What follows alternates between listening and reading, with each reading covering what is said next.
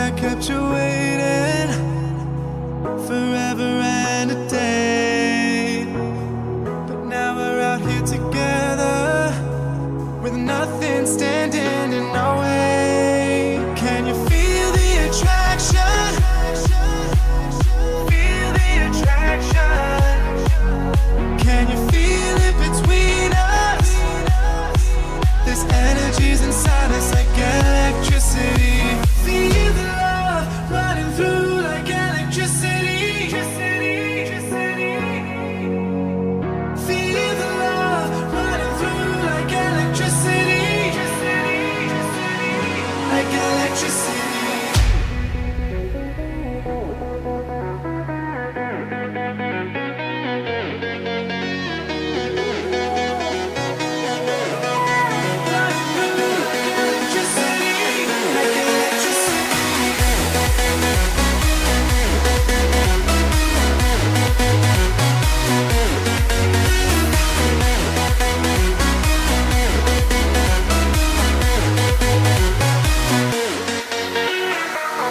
Taking over your body, it's flowing through your mind. This feeling's got me on fire. Don't ever leave it all behind. Can you feel the attraction? Feel the attraction. Can you feel it between us? This energy's inside us like electricity. Feel the love running through like electricity. Feel the love.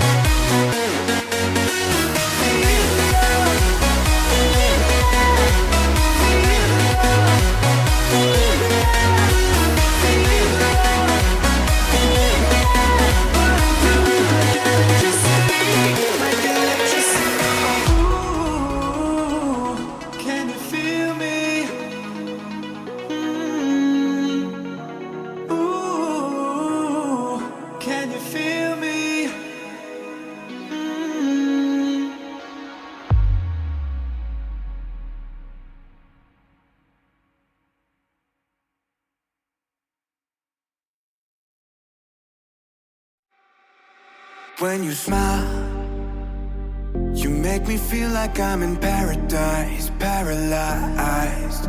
And I try to make it better for you and I. And only God knows how long I've been traveling on to find someone just like you, who ignites my fire. We'll walk 1,000 miles to call you mine. Like a rising sun, you bring the light into the night. Ignite my fire.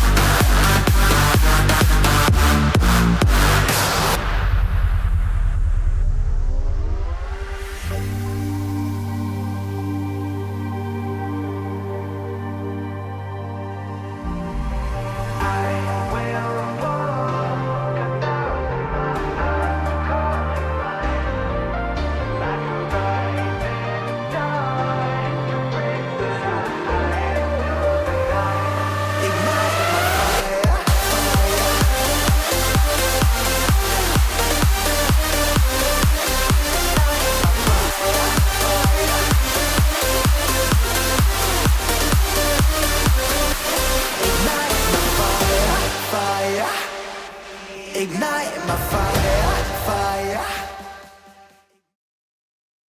Hello, everybody. We're doing Cracked Media Multiverses again. Woo! Hi, CJ. Absolute pleasure to be back here with you, Quang. How are you doing today? I'm doing great. Note, I do have a timer here for 47 minutes and 50-ish seconds that I'm gonna have to step out for a quick second. I have a cheesecake baking in the oven. Just letting y'all know. We're doing another MultiVersus cast. You and me together. Indeed, I'm very excited, but I'm getting a message. Hold on, I'm getting a telephone call. Yep, all right, I will pass that out. Ladies and gentlemen, there is a wanted man in this tournament. Anthos has been marked for death. Quang has officially put a bounty on Anthos' head this week to try and topple our reigning, defending MultiVersus champion. Quang, if you want to very quickly explain how that bounty is going to work. Yeah, Anthos has won a couple of times, a couple too many times. So, you know what we're gonna do? If you knock Anthos into losers, you get $20. If you knock Anthos out of the tournament, you get another $20. A different set of $20. If Different set Anthos 20. survives and wins the tournament, he will get the remainder of the cash pool that I have provided. $40 will go to somewhere, to someone. It's not my money anymore, is what I've decided. So, you know. Absolutely. We will have to see just how well that goes. I'm very excited to see if anyone's going to try and pounce on that. We have a lot lined up for us tonight. A lot of returning names, a lot of new names I'm seeing as well. Looks like we have a lot of fresh faces ready to go as the matches are officially getting underway. Before we get started, as always, very much big thank you to Crap Media for hosting another amazing tournament. We would not be able to do it without Justin and the rest of production. And a special little shout out to Catapult X who made these beautiful new graphics and overlays for us. We are looking fan dabby fucking dozy. Look at the pretty things over here, over there, under here. That's my name. I do On really like our new name plates. They're very cool. So I don't know if Kat is out there listening, but big thank you to her for everything that she does. I think we're just about ready to get underway. We're just trying to get into our first matchup. So whilst we get that sorted, don't forget, ladies and gentlemen, if you're not, make sure to check this out at cracked-media.com. Where you can see a load of amazing creators. You can see all the streams that go up. You get to read a lot of wonderful articles written by the wonderful people at Crap Media. And if you are able to catch this live and you see a match today that you think, oh, I really want to see that again, I want to learn from that, I want to study the tapes, go over to Crap Media Official on YouTube, where all of these matches will be uploaded for your viewing pleasure. updates, updates, updates. That $20 per loss is moving up to $30 per loss on Anthos. That's a $60 bounty. Oh my. Oh me, oh my. I hope he's ready. I hope he's warmed up. Remember, this is also money that Anthos himself can grab. This is winner keeps all. We're just Absolutely. Absolutely. I'm stoked. I'm ready to go. It's gonna be really interesting. another update. Oh, but is it going up again? Yeah, Is it's a it going total up of again? $80. It's gonna be an additional 40 added to that pot. Oh my god. Oh Yeah, my there's an god. $80 bounty on Anthos. That is more than the base pot already. Yeah, no, yeah, I mean it started that's okay. Well, here we go. But before we even get to Anthos, he has a buy-in winners round 1, so we have to jump over. We're gonna be looking at Steel versus Cunning Koala, theoretically. I'm very interested to see, because I don't think we've had, to my knowledge, there's not been any major changes in the patch notes over the last week, so I'm curious to see Not what quite yet. adaptations we're going to see, what kind of, whether we're going to see a lot of the same characters, a lot of reiterations. We did finally get a mirror match, so I've ticked that off on my bucket list. So now we just need a match on Townsville, and we'll be good to go.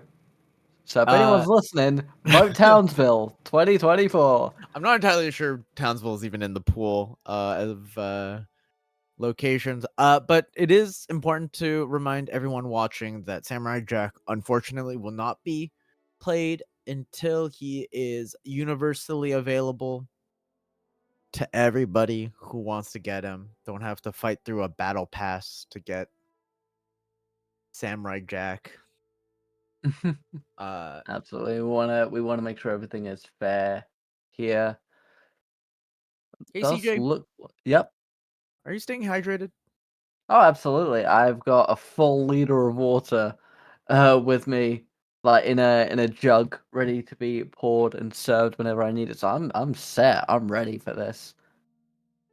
Well, Big Johnson Steel is going to be our first matchup. We're going in winners round 2.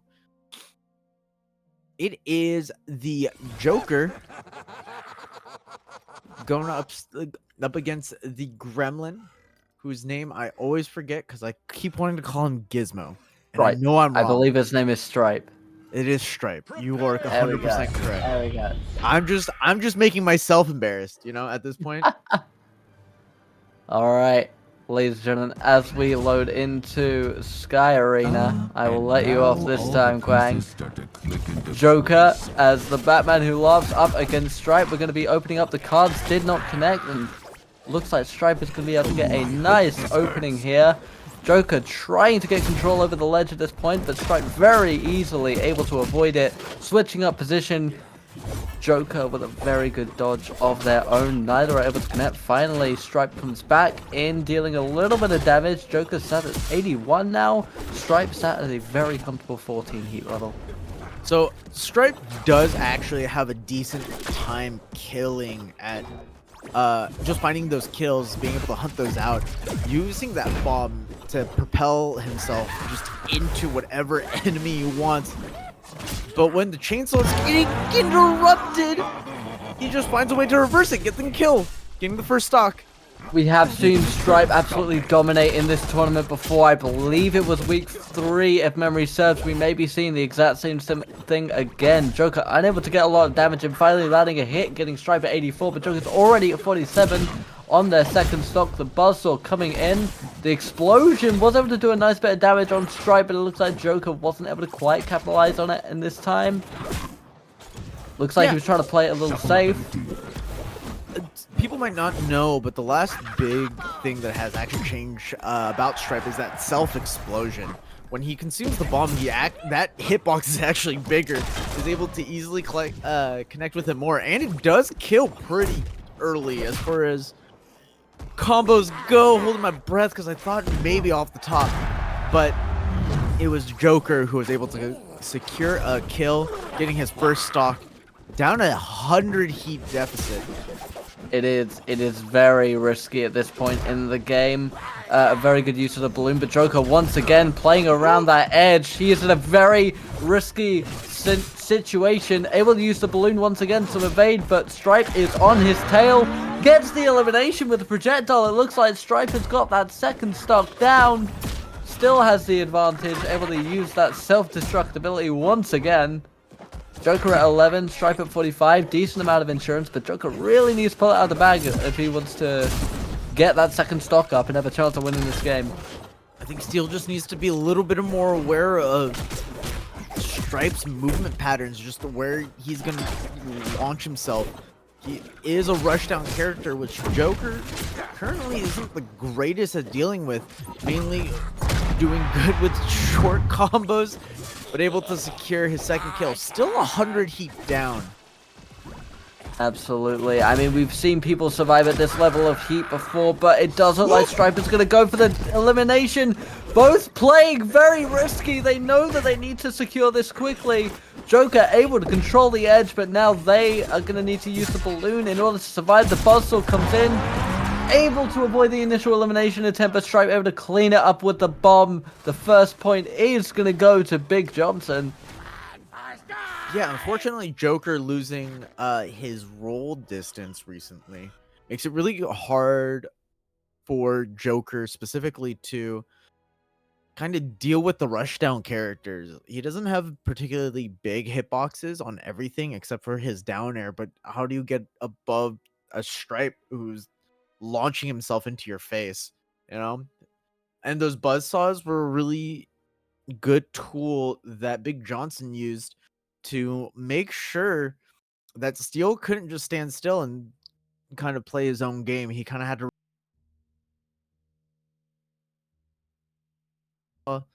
the Stripe exploding into their face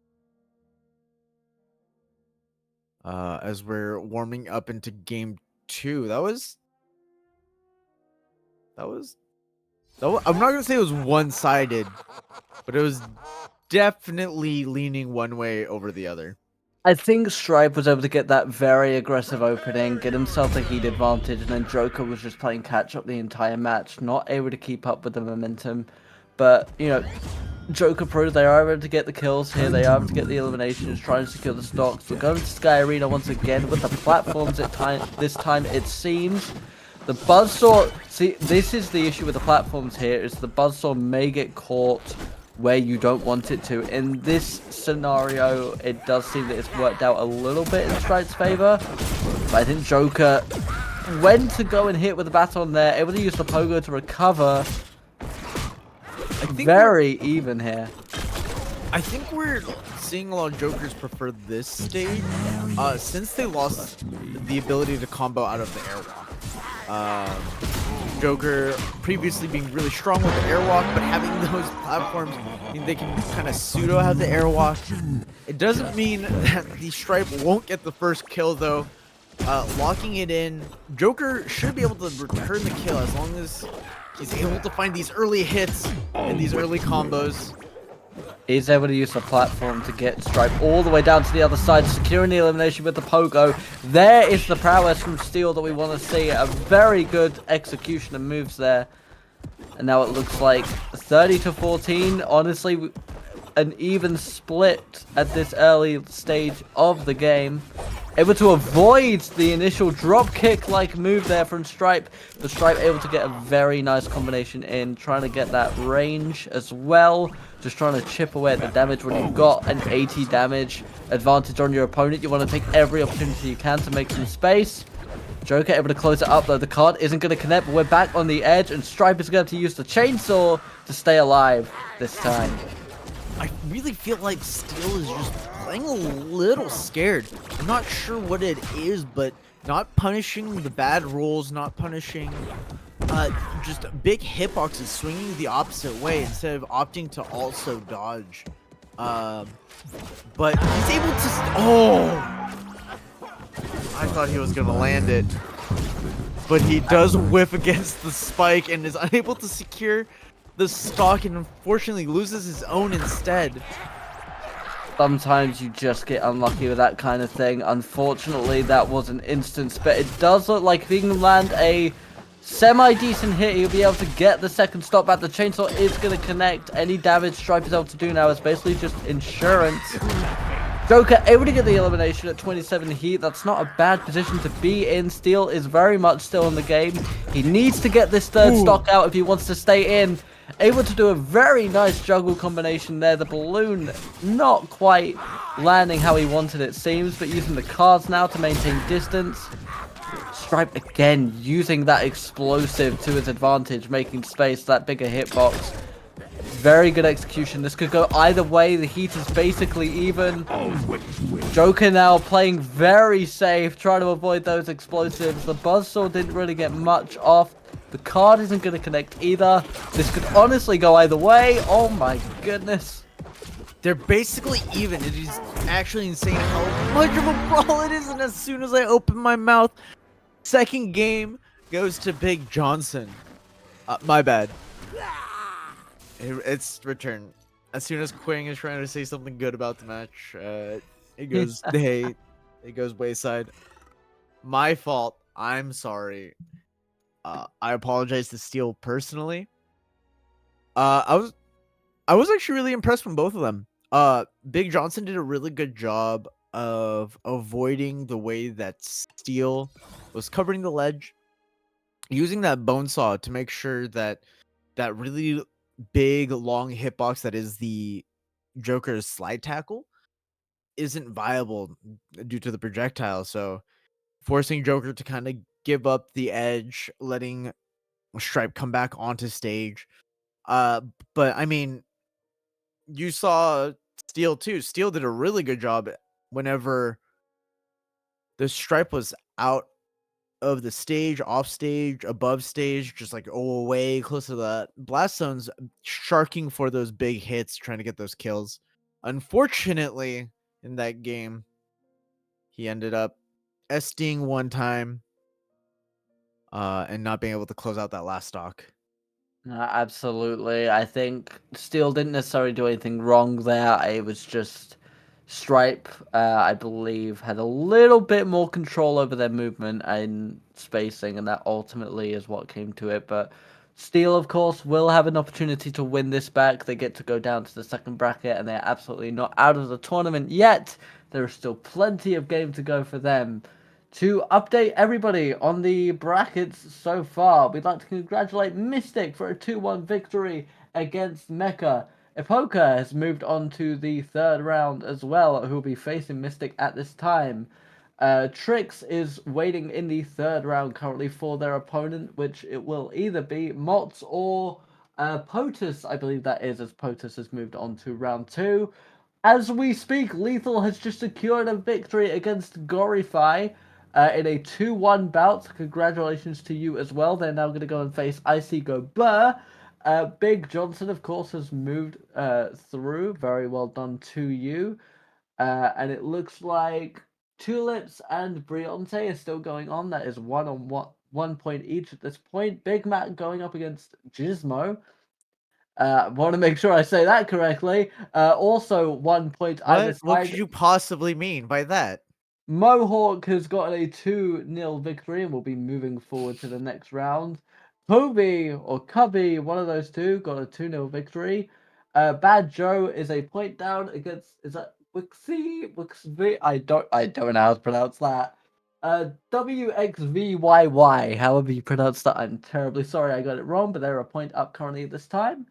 Brian has gotten a 2-0 victory against Anaconda, as has Fat Pack against Kays, who are now facing each other. Eris got a 2-0 victory against Wowo It's Bobo, and Alonzo Pro got a 2-0 victory against Zuki, who is the first person to be going up against Anthos, the first person to try and claim that what I believe is now an $80 bounty.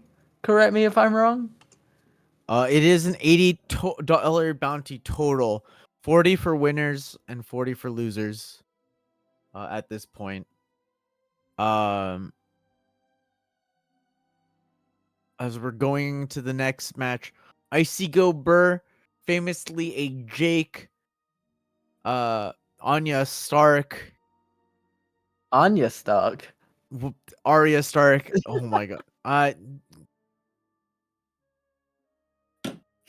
I'll take Icy Goldberg going. It looks like they're going to be hovering over Morty at this time. Formerly That's known definitely for Rick. Jake.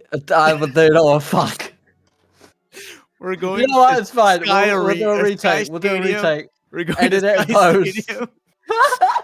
We'll edit it No, in post. I'm joking. I actually don't know what stage we're going to quite yet, as they're still loading into game.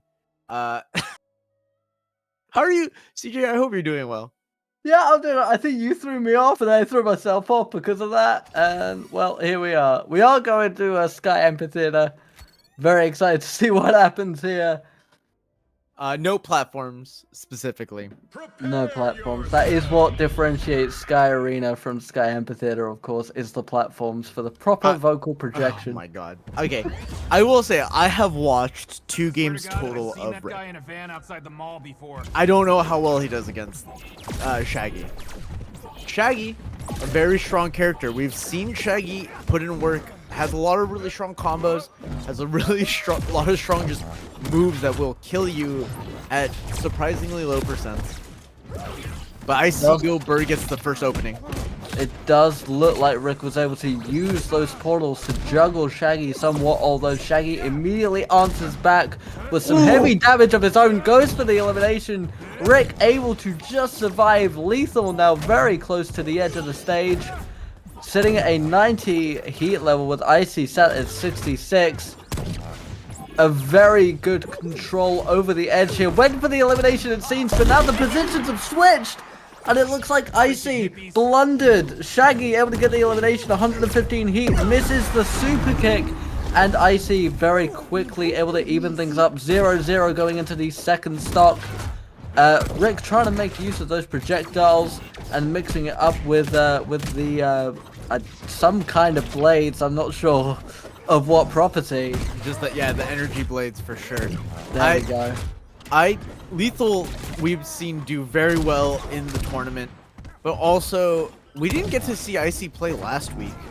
Icy is a regular here as well, generally doing pretty good.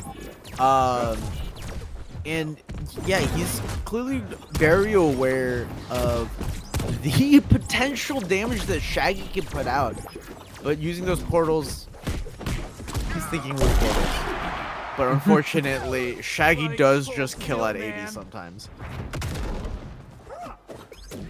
Absolutely, very. I mean, Shaggy is a very heavy hitter. I'm not surprised. Oh, it looks like I'm not even able to finish my thought. Shaggy's able to secure the first round. Not even able to finish my thought there. I see a point down now as Lethal takes that third and final stock. I mean, clean game. Icy just needs to be a little bit more aware of where his projectiles are. Unfortunately, it looks like Rick might be a little bit laggy when firing any of those projectiles. That's kind of the benefit of using the portals, using the Meeseeks. But we might get a character switch here, going to Arya Stark. Hovering Absolutely. it. Arya may or may not be. I will say, if there's one person's opinion that I believe more than anybody else in this game, it is Void, my goat. And I think what is Void saying at this moment? That Arya Stark is triple S tier. Is basically the best character in the game, no questions asked. Regrettably, he also puts Iron Giant up there. You know, your sleep paralysis demon. But Arya's a hard character. That's the one thing that she has going against her, is that she is a difficult character to navigate, but she does excel in ones specifically. A very high skill ceiling. She has a lot of tools. She has really decent hitboxes. She can be just as aggressive as Shaggy and can do just as much damage and kill just as early. So this should be interesting. Let's see if Icy, playing my main, no bias. Absolutely. I might just be an Icy fan. Who knows? You may just be an Icy fan. It may come down to that. As Icy does open up very well using the airwalk, they're not able to connect, but also able to avoid any damage. Honestly, that is the name of the game, using the knife to get to the other end of the stage, trying to control where the fight is happening. A very nice combination of moves able to bring Shaggy all the way up to 61 heat. Icy yet to take a blow at this point, able to avoid the knee. It does seem like the character swap was beneficial in this instance. Once again, using the airwalk, not able to connect, but also Shaggy failed to use it to their own advantage. Desperately trying to get a hit in is Lethal. Finally, Arya takes some damage. And is this where we're going to see the changing of the tide? using the knife to get back on the stage, and now it looks like we're going to be fighting over control of the ledge once again as Shaggy gets closer and closer and closer to kill range. Oh my god, I really like what Icy's doing with the dash attack, making sure that they can cover as much of the air as they're What is landing. going on? Shaggy in the sky! I think that kills! It does! But I really like how big, Icy's taking advantage of the big hitbox and the dash attack, getting those 3 hits in, stacking up the damage.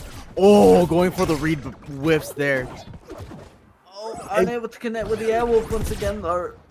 You can tell that Lethal's very aware of the combo potential of Arya's start as he finally closes out that first stock. It's hard. This is a difficult. Ooh, dodging it again. Able to make use of the Airwalk at this point. I don't. Both of them are going for these really big reads. There we go. Ooh, I see. as- May have found it. A very, very well-timed dodge there from Lethal, able to stay in the game with their second stock. A heat differentiation doesn't even matter. Sat at 100 heat, but still able to get the elimination on a 61 Arya. Now using the superpower of Shaggy and able to secure the victory. Immediately Excuse me? eliminated. Okay. And man, Okay. that's why you never skip sandwich day. That was great.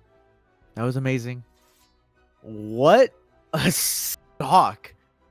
What a call out.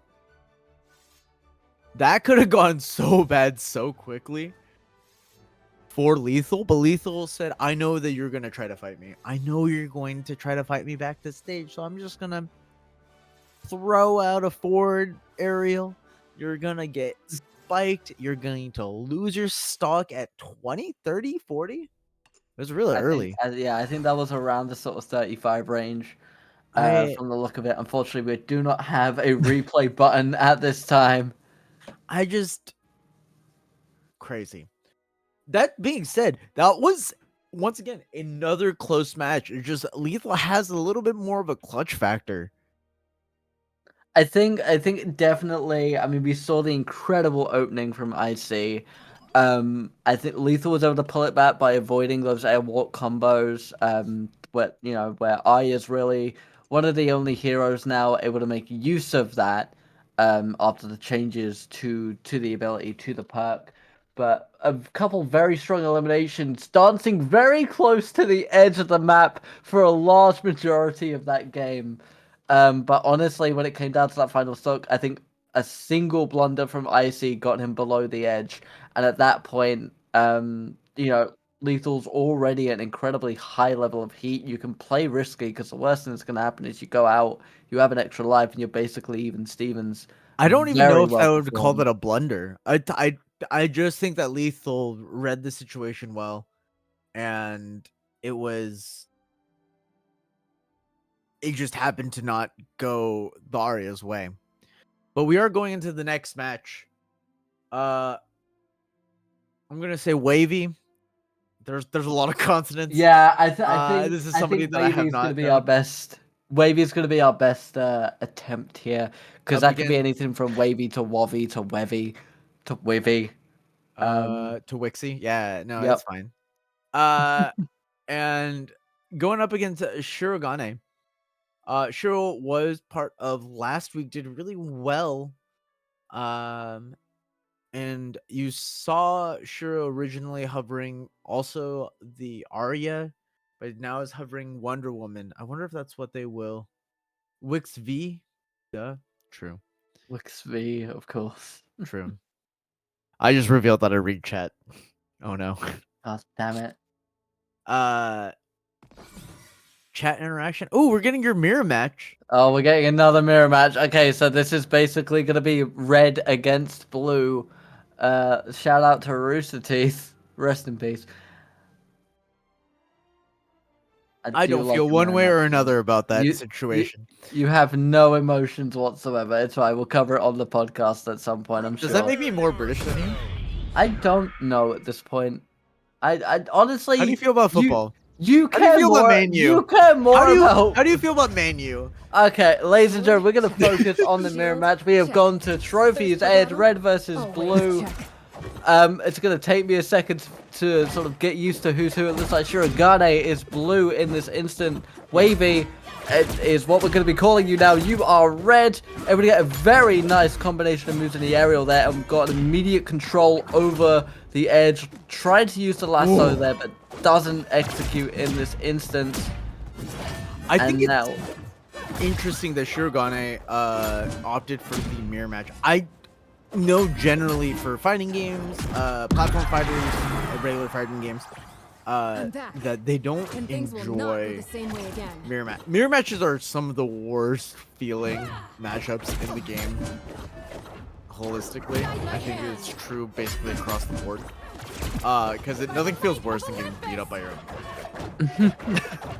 but also there is the pride of knowing that you potentially beat someone at their own game, so perhaps that is what we're going to be trying to attempt here. But it does look like Wavy once again is in control entirely, able to guard that ledge incredibly well, using the shield to get up and get a nice little bit of damage. And now the floating platform gonna bring Shirogane into kill range, which absolutely gets executed by Wavy. Shirogane now 2 stocks down, needs to get the most out of the high heat that Wavy is in, but even if they get this elimination, then they're going to need to eliminate the second stock. They do secure the first one, though, coming into 0-0. That was a clean stock, getting the read, and now Shirogane having a little bit of momentum going to their second stock. Oh, but Wavy finding their way back. Shirogane doing a really good job of trying to fight their way out of situations, but Wavy being able to counter those and finding the stock. The one thing that I'm really glad that's happening on the screen is how strong Wonder Woman Sarah is. Can we talk about that? I feel like we shouldn't, for your safety.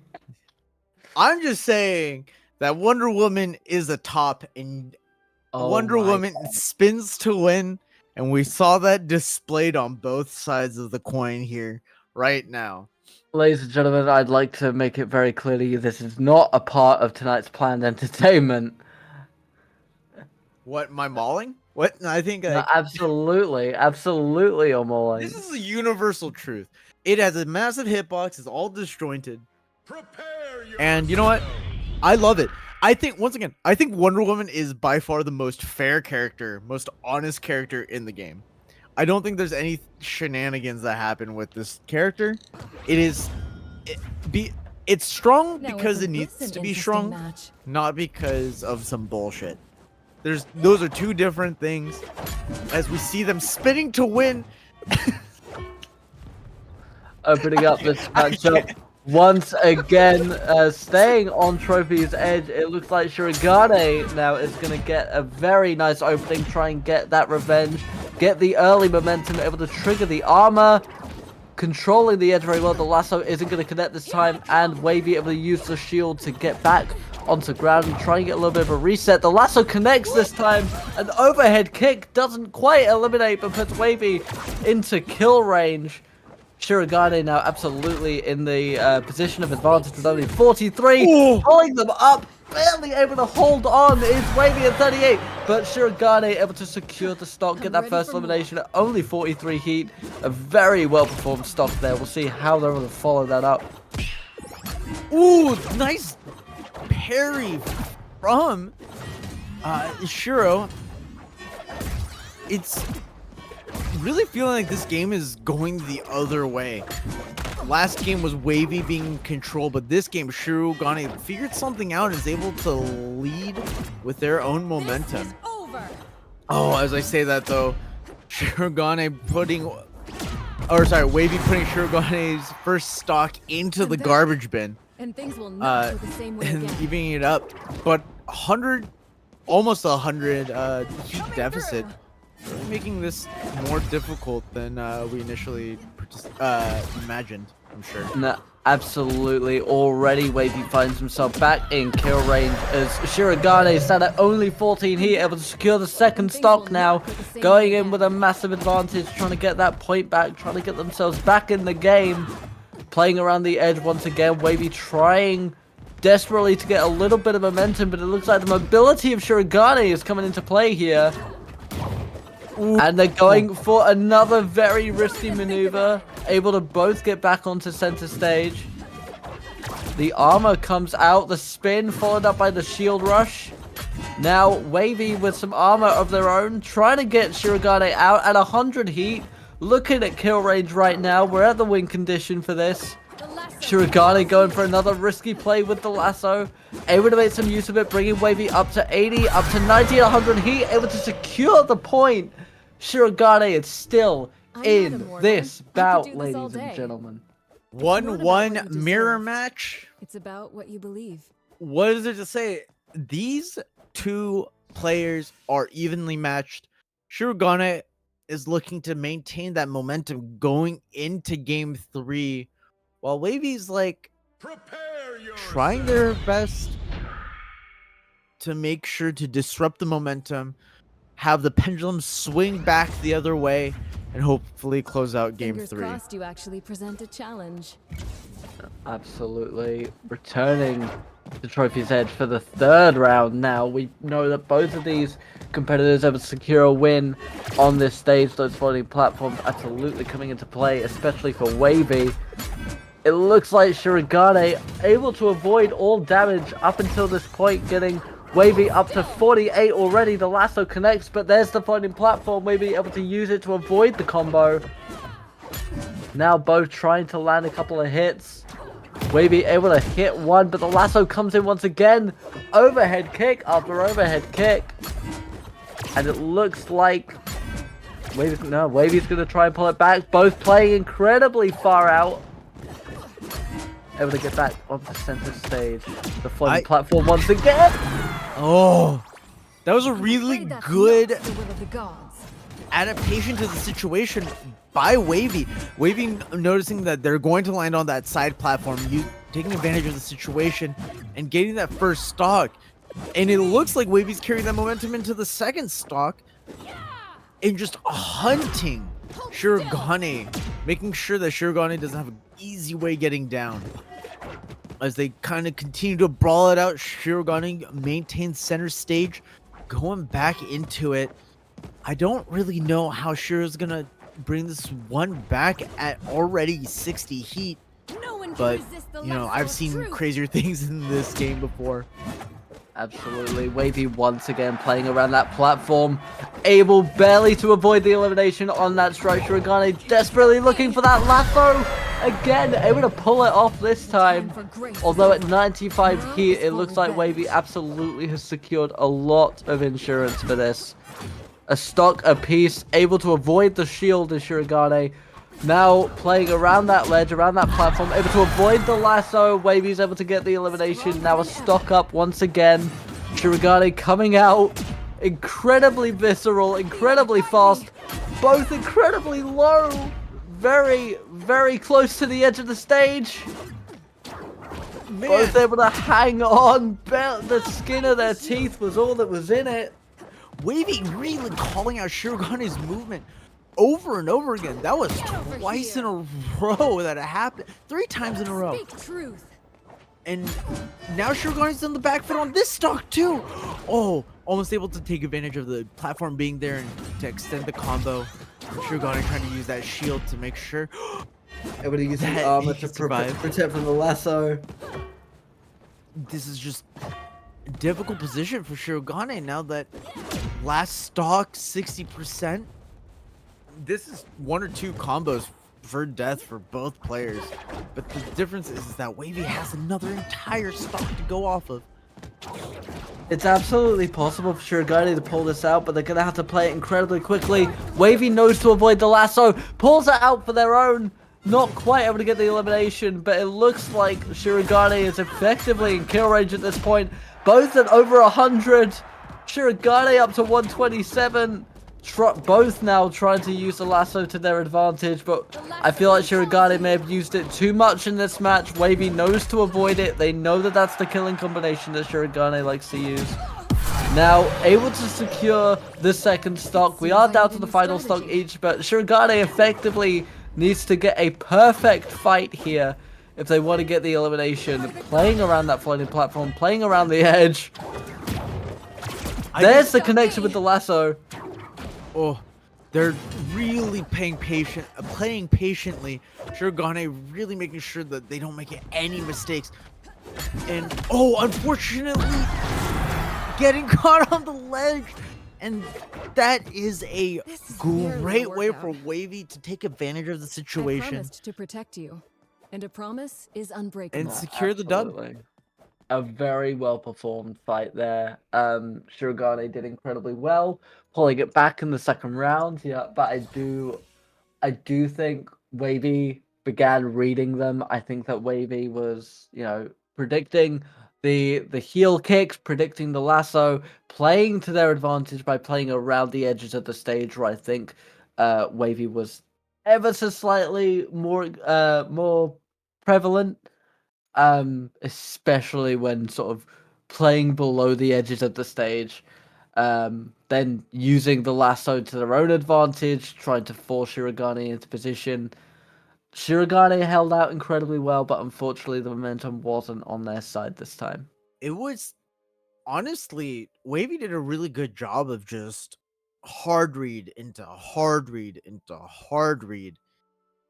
It was quite impressive, if we're gonna be honest. But it is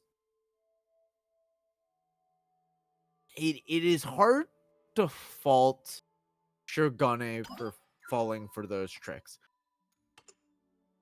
He got called out for double jumping, and Shirogane was able to combo that into a hard hit. Or sorry, Wavy was able to combo that into a hard hit. And that happened over and over again. We're going into winner's quarters. As you can see, no one's collecting that bounty. There's $80 on this man's head. Absolutely. I would like that to be very clear. Our first seed, our winner, our Superman player, Anthos, going up against Fat Pack, the Shaggy Fat player. Pack playing up against Shaggy. We are at 1 point at this stage in the bout. Anthos has secured their first victory whilst we were watching that last matchup at this time. So Fat Pack is going to this with a little bit of a disadvantage. They need to secure the next two matches in order to move through to the semi-finals. But it's absolutely not impossible for Shaggy to do that. Obviously, we know Anthos incredibly well. We know what we're looking at here. We need to avoid that Ice Breath.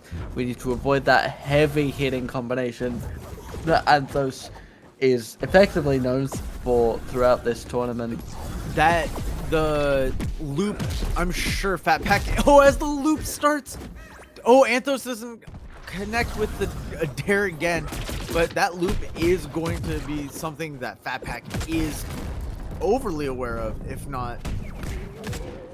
Getting a huge combination as I'm talking about Shaggy's advantages in this, where Shaggy surprisingly hits a little bit harder than Superman. The Man of Steel securing that first stock.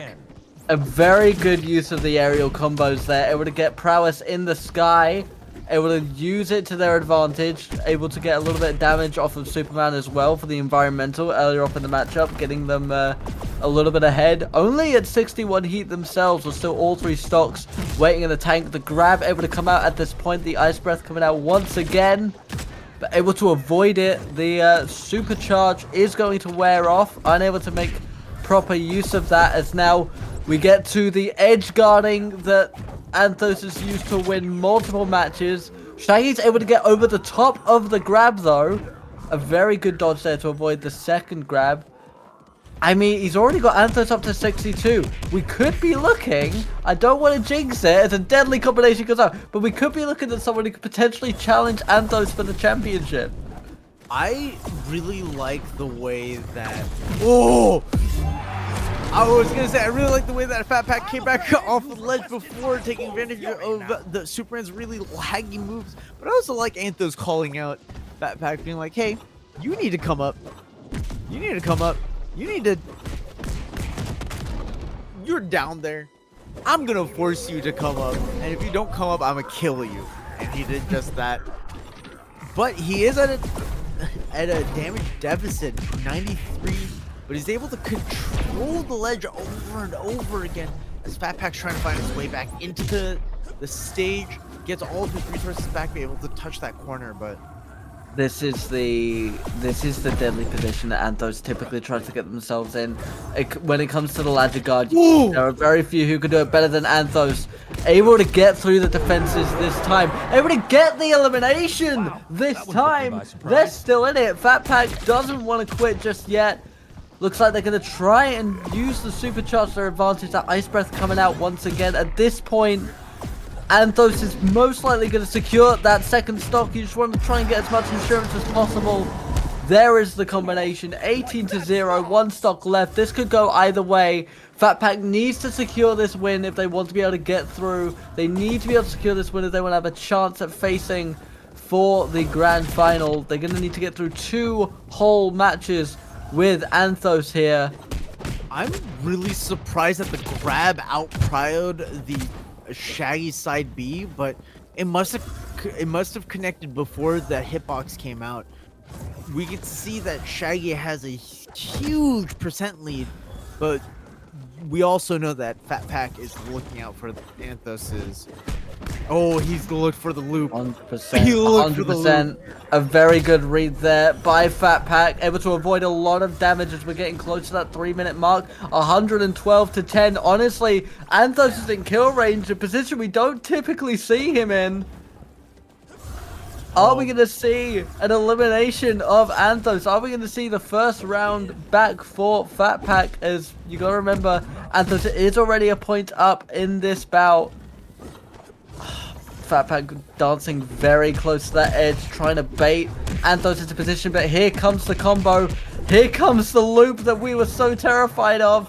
Whoa. Able to avoid it, just about able to stay alive. Shaggy desperately looking for that hit. Anthos not opting to go for the full loop. I think he could have converted into the actual loop there if he wanted it, but decides to go for the jab combo instead, evening up, for all intents and purposes, the damage. And is Anthos able to secure it here?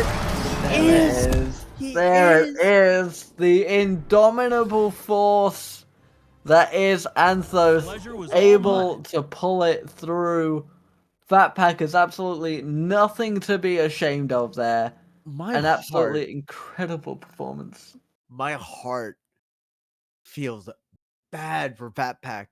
He had controlled the entire game, but it was a couple of combinations that really let that one game slip away from him. I wish we got to see game 1 in this series, because I'm entirely sure it was probably also a very close match, considering how evenly matched Fat Pack is. But that also is saying that the level of skill today seems to be much higher than it was last week, the week before that, etc. I could say it 6 times in a row. I'm not gonna, or 5 times in a row. I'm not gonna say it because I'm bad at math. But you know. Yeah, absolutely. As the competition keeps moving forward and keeps on building up that ladder, the higher and higher the skill ceiling gets for our competitors. Quang is going to have to go and deal with his cheesecake, so ladies and gentlemen, you will be stuck with me for the time being. We are going to go on to our next matchup. It looks like we are looking at Big Johnson versus Lethal in the quarterfinals round. Big Johnson having beaten Carry in order to get to this point. Lethal, obviously, we saw earlier, able to get rid of Icy Gobert. Both of whom have moved down to the lower bracket, which is very much underway as we speak. To give you guys a little bit of an update as to what else is going on, Wavy is going to be facing Former, and that match is currently underway. Former able to beat Big Mac Prez in a 2-0 victory. Mox was able to beat Trix in a 2-1 fight and is now facing Mystic J, who was able to beat Epoka in a 2-0 victory. All of those defeated have moved on to the lower bracket, and we'll be joining them very, very soon as they make their way through the third round. But right now, we are going to be focusing on Lethal and Big Johnson going to Sky Arena. Garnet into the Shaggy. This is kind of interesting. We did see Big Johnson playing the Spike earlier. Also, I no longer have a timer running, so I'll be here. Yeah, it's interesting to pick the. It really feels like a pick specifically into the Shaggy. If we look at the bracket, Big Johnson also played it into the Iron Giant to take the game over carry, but Lethal keeping it relatively even. You can see that Garnet has some tools against projectiles while having pretty strong projectiles herself. I mean, I believe, as far as I'm aware, this is the first time we've actually seen Garnet as far as footage for the tournament. And right now, I mean, they're making a very good argument. Obviously, both players are relatively even on the heat level. Garnet able to get Shaggy into kill range just before. A very good use of the clap there, able to get the elimination. Now putting Lethal a stock down in this bout. Shaggy's still very good at killing. I understand that Big Johnson has this massive lead early on, but we can't really count Lethal out until the game is over. But Big Johnson does a really good job of count and bringing the stock count 2-0. Very dominant here is Big Johnson, able to maintain a 129 heat level without taking a stock. Shaggy desperately needing to try and get some damage in, but these combinations coming in from Garnet now.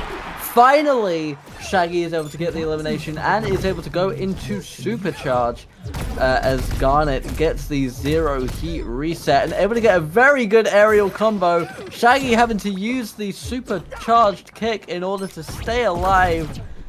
But Garnet now dominating center stage, playing around, able to get the uppercut and gets the elimination. A 3-1 clean win for Big Johnson.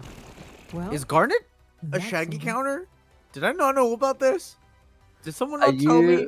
You may have been sleeping on the Garnet. You might have been sleeping on the Garnet. Excuse me?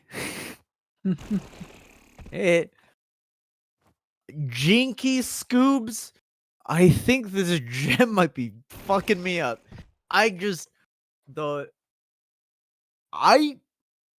Lethal has been consistently strong throughout every performance we've seen him in. I've never seen Garnet dominate a match like that. And I hate to put it like that, but that's exactly what happened. Garnet really got the lead early, was able to take advantage of stage space, take advantage of hitboxes, got a couple of hard reads, good combos, and was able to cleanly take stock after stock, lost stock, then took another stock for the first game win. Lethal needs to make some adjustments in his gameplay if he wants to win game 2. No, absolutely. I mean, we know that Lethal is very adaptable when it comes to Shaggy's kit, so I don't doubt we're going to be reassessing the game plan, potentially seeing what we could do differently. But I mean, for our first showing of Garnet, as far as Crap Media is concerned, a very good argument for why this character deserves to be at the level of play that they are currently. I'm going to clearly have to do some reading into Garnet's perks, as we may be seeing them more and more as these tournaments continue. Going back to Sky Arena you for do the second reading. Let's round. make this quick. I wouldn't be home in time. Read better than you, apparently. English is my first language. Chill. As we're going into game 2, early lead going to Garnet, but really not much of a lead as some poke comes out. Lethal able to find a decent combo, bringing Garnet to 34%. But Garnet returning the favor. I can't believe that out-prioritized the Zaire from Shaggy, but it did. But Garnet's on the back foot. No, absolutely.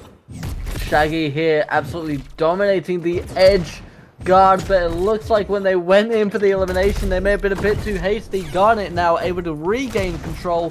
101 to 101, 113 now for the Garnet, but able just to stay alive.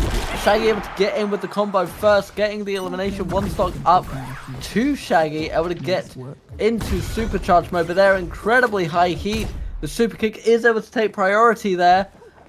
Garnet now having to play a little bit more defensive, able to even it up, get the elimination, 28 heat to a 0 reset.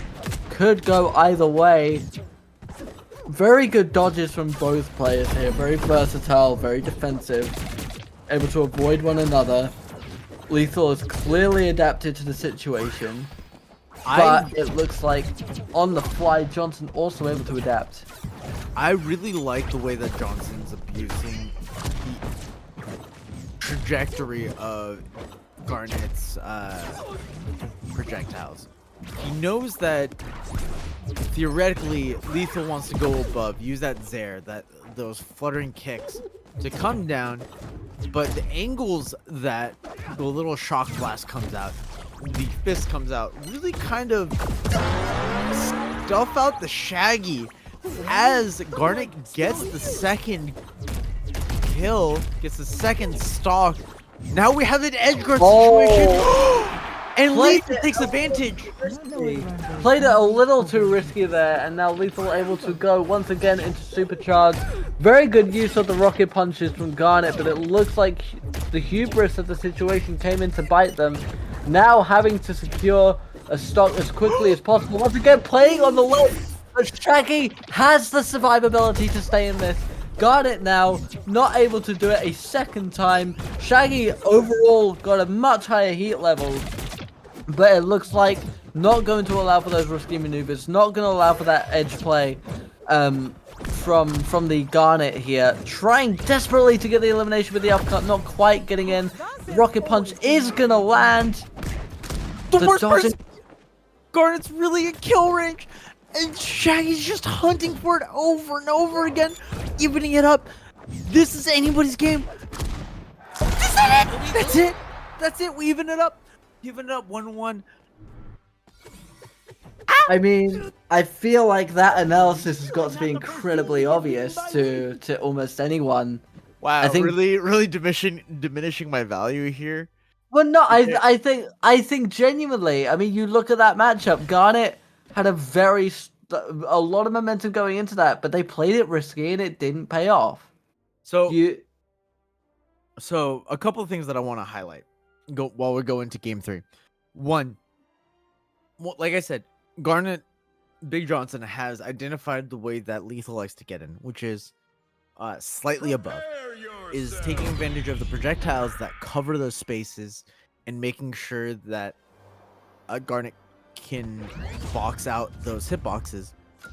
Unfortunately, Lethal found a way around those projectiles, taking advantage of those that laggy projectile time is just like that, where Garnet just whiffs and Shaggy finds their way in. But now you can also see that Garnet has these other hitboxes like Garnet's there. Oh, to find these big hits, and when Lethal doesn't respect them, he takes 30 to 50%, not percent, sorry, 30 to 50 damage. But also, you can tell that Big Johnson's very aware of Shaggy's sandwiches and says, hold the order. We gotta return this shit. Shaggy now getting Garnet into kill range, but the grab able to keep them alive. We've seen those aerial combat once again. Garnet unable to get Shaggy into a position for elimination there. Sat at 120 heat. The kick comes in. Shaggy now also in kill range, 113 to 120. The smash is unable to connect. finally Garnet able to secure the kill there, but it looks like Shaggy is going to try and even things up incredibly quickly. Garnet able to maintain a little bit of momentum, but the knee is going to create the space, enough space for Shaggy to come in and get the kill, get the supercharge up once again. Garnet now being juggled a little bit, already up to 45 heat. Shaggy sat at 29, bringing it up to 63. The rocket punch is going to come into effect. There's a projectile, and this time the risky play pays off. Big Johnson able to get that second stock off at 63 heat for themselves, and Shaggy gets the reset. Shaggy dodges the rocket punch, but now the advantage has immediately swung into Garnet's corner. Oh, gets the hard read, gets the side special out, and able to put Garnet in a bad position. Really hunting for this early kill, but bites him in the back, in the butt, for what happened. Returning 57 for damage onto Shaggy. I'm sorry, guys. I just played a lot of math games, apparently. Apparently. But Lethal needs to find a way in. Honestly, the dash attack and the Sayers really doing a good job. And he's able to fight his way back onto center stage. This is basically even. Both characters have decent kill combos at these percents. Shaggy trying to find it. Unable to. I don't know who's gonna take this, as each person's very patient. Dancing around the edge once again, able to stop the projectile there. Garnet now at 119, Shaggy at 125. Garnet playing around that edge, a very risky position. Johnson's been playing risky this entire matchup, able to make it pay off. A super kick of their own, able to kick Lethal right off of the right side of the stage, able to secure the second point, and it looks like Johnson is going to be moving on to the semi-finals against Mott's. Congratulations. An incredibly heated competition throughout. What a call out! I can't believe Lethal was still in lag when he got hit there. That is genuinely how I'm feeling right now. I can't believe that he got knocked down like that. GG's to Lethal. What a great game plan that he came up with in game 2. He carried that on to game 3. Unfortunately, was unable to capitalize on some of the mistakes that Big Johnson did. While Big Johnson also cleaned up his act a little bit with those edge guards, with those offstage plays that he really hunted for. Not 100%. I apologize. I'm not entirely sure if Big Johnson is male or not. I should fix that about myself, but you know. No, it was an incredibly powerful, incredibly dominant performance. You know, going for those risky plays, trying to. So, you know, in some instances, I think getting a little bit too cocky, and Lethal was able to answer back for that. But in the end, definitely showing the strength of Garnet, showing that absolutely belongs in this high level of play, as I was saying earlier. And I think that, you know, Lethal is definitely someone we could see coming back through that second bracket, perhaps getting a rematch. I would love to see Johnson or Motts going up against Anthos in the finals if Anthos is able to beat Former. Former able to get a 2-1 victory against Wavy previously. Looks like they were using Steven and Arya when things got a little dicey against Wavy. So it'll be curious to see what heroes come out. We're seeing a different pool of characters this week, and Yeah. I'm loving it. Seeing sort of the different kinds of answers to some of the threats we have here. Mott's a very prolific Harley player. Looks like Johnson's going to be switching back to Stripe. Yeah. I'm going to ask something of chat real quick. as we're going into game 1 of Big Johnson versus Mutts. Can we say happy birthday to my dad? That's the whole reason why I baked the cheesecake. That's the whole reason why I stepped away earlier. Can I see a happy birthday, Dad, in chat? Just for Happy me. birthday, Father Quang. Hey, let's go. Oh, you know what? That's all I I wanted. think That's all I wanted. we'll allow it. We'll I saw allow it. 3. We'll allow it. That's all I want. All right, going into this match, Motts, strong competitor, top 15 MultiVersus 1v1s ladder. Number 1 Harley player? Question mark. I haven't looked at the ladder for Harley's recently, so it should still be true. I don't know if it's still true. I can't confirm or deny that. But Motts is a really good player, and if we look kind of at their trajectory coming into winners semis, 2-0, 2-1, 2-0, pretty strong showing compared to Big Johnson's 2-0, 2-0, 2-1.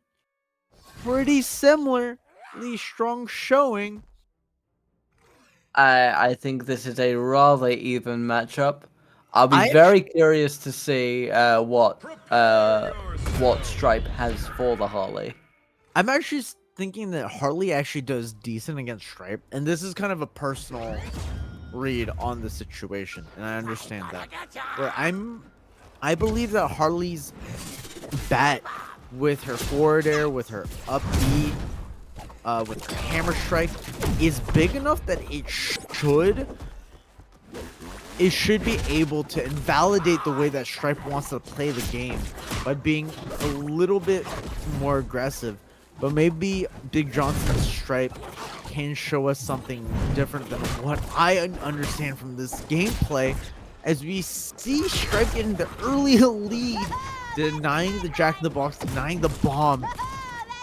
No, absolutely incredibly powerful showing as the Dynamite comes out to get him back onto center stage. Harley at 99, Stripe at 67. It certainly looks like an incredibly powerful opening, an incredibly dominant and very loud opening from Johnson here, getting Harley into kill range, but the hammer does come in and secures the first stock. If you are new to these tournaments, we would like to remind you that we are in the semi-finals, so this has become a 5-round bout. You need to get 3 match wins in order to move on to the finals instead of the 2 from prior. The Buzzsaw isn't going to connect this time, but the Dynamite able to get Stripe back onto the stage, dealing a decent amount of damage to Harley, able to avoid the bomb on this occasion. Harley able to avoid the chainsaw, but Stripe's dodge is going to get him back into the center of the map. The Buzzsaw does connect, as does the Dynamite. The hammer doesn't quite come in. Looks like Stripe went for the elimination. Use of the, I believe it's a ray gun of some kind. Was able to get the stock back on Harley. Stripe now a stock up. Trying to get a 3rd and final elimination to get the first matchup. 35 damage on the Harley, 66 to Stripe. Motts doesn't seem like he's got anything for this. Able to get juggled quite viciously. Finally dodging out of it, but already back into kill range. Oh, clean closure of game 1 by Big Johnson. Honestly, slightly even upset, because I don't think we've seen Big Johnson play in any of these tournaments. Motts is kind of a soft favorite for these. As they run it back going into game 2, there's something that I really like that Motts does, which is keep up the aggression, playing right outside of the aggression range of the Stripe. But Big Johnson being able to bait out some of those laggy hitboxes, some of those forward aerials with the hammers, some of the up tilts, the up Bs, and especially the Jack in the Boxes, which have been really hurting Harley, as Stripe finds an early lead in the game count, but is relatively even here. Harley's looking to edge guard the Stripe, but Stripe is doing a really good job of staying in the game. Absolutely. Harley It doesn't seem was quite able to get quite enough damage. Stripe immediately juggling her into the vertical elimination there. Trying to use the dynamite now to get back into the game very quickly. 65 heat is a decent insurance. Holly can absolutely even up the playing field. Looks like they're going to try to. Playing incredibly close to the edge, but unable to connect with the hammer. Is Stripe going to be able to stay alive here, or is... No, Holly's finally able to secure the elimination. I don't finally think able to even it up. I don't think that's good for Harley though. Harley took a clean 47% before taking that stock due to some small trades, and that could be everything in MultiVersus here. As we see, that Stripe takes advantage of the situation, is able to capitalize, getting that second stock. Absolutely. It looks like the momentum is on Stripe's side. He's looking for it again. Harley was just able to dodge out of it. Harley definitely playing a lot more on the defensive. Looks like the bomb isn't going to make any use this time. Harley back up to 90. Stripe looking for that kill move. Looking for a way to eliminate them here. Able to get underneath Harley. And the gun is going to do it. The second point is going to go to Stripe. That's a little unfortunate as far as timing goes. Mott's trying to cover the edge as they come up from, or as, sorry, when I say they, Big Johnson comes up trying to recover. Unfortunately, Harley's down, I believe that's the down attack, the slide tackle. Covers the ledge really good, but is relatively laggy. So Big Johnson took a lot of advantage of that. It looks like we're having a character change from Mott's Harley to Wonder Woman. It'll be very interesting, I think, because Wonder Woman's use of the lasso, use of the shield both horizontally and vertically, may be able to avoid some of those deadly combinations and deadly juggles that Stripe has. And it's been demonstrating. It looks like the perk spread for Wonder Woman is just going to be the standard. As we can see, his Stripe is looking into investing into that chainsaw a little bit. Mostly for mobility from what we've seen of the matches so far. But it looks like we're opening up on Sky Arena once again. Again, opening with that dynamite. That may be the most dangerous move that that Johnson in particular has in their pool. A big thing that Wonder Woman has that Harley doesn't is when she throws out her big hitbox moves, her forward air, her Sair, her lasso, they're not quite as laggy as when Harley does the same thing. Unfortunately, they don't have as big of kill or combo potential as Harley, which might be the difference in this game. Big Johnson still comfortable with the Stripe, getting that first stock, and honestly, it is looking a little bit like Mott's is a little lost. I think it's one of those situations where once you start to lose momentum, it becomes a mind game, and it looks like unable to get the elimination once again, as Stripe is very much within kill range, but able to even up the playing field almost immediately, bringing Wonder Woman up to 61. The armor did seem to benefit them on this occasion, bringing Stripe up to 38, it looked like, before finally getting the elimination, but Stripe has earned a lot of insurance here. The shield now trying to get Stripe close to that edge, try and control the state of the field, but Stripe able to get back into the center, using his gun to his advantage. Once again, the vertical elimination, the signature moves of Stripe here, able to get those vertical elims, is now a stock up once again, 2-1. If Stripe is able to secure this final stock, he will go through to the final. Now, Stripe is forced to eventually use that bomb, but he's able to capitalize off of that timing pretty well. It almost feels like Mott's is not ready for it, but Mott's is able at least to equalize the stock count, but down almost 50 damage. Dodge after dodge after dodge there. An incredible sequence. Mott's does need to win this game. Needs to take this stock. If he wants to stay in the winner's side bracket. And I'm holding my breath because who knows what's going to happen here. Just unable to connect with the gun enough to get the elimination there. I think Wonder Woman was able to just read that. But the bomb is going to be enough to get them close to the edge, and Striper's going to secure the elimination. Johnson is going through to the final, eliminating Mott's in a sweep. That is absolutely nothing to scoff at. Huge. As far as you and I go, upset. I wasn't expecting a 3-0 from Big Johnson, but Big Johnson really proving his worth, showing not worth. That made me sound really bad. Can we roll? Can editor cut that out? We established earlier, this is all one take.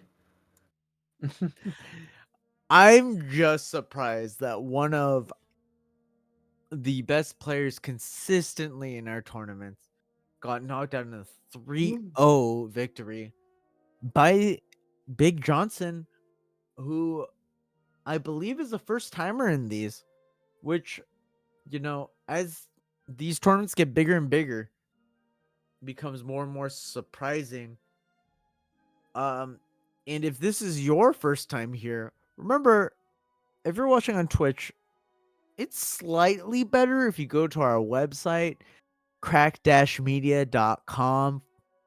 There's a lot more things you can do there. If we're not streaming, there's articles, other streamers that we personally vouch for.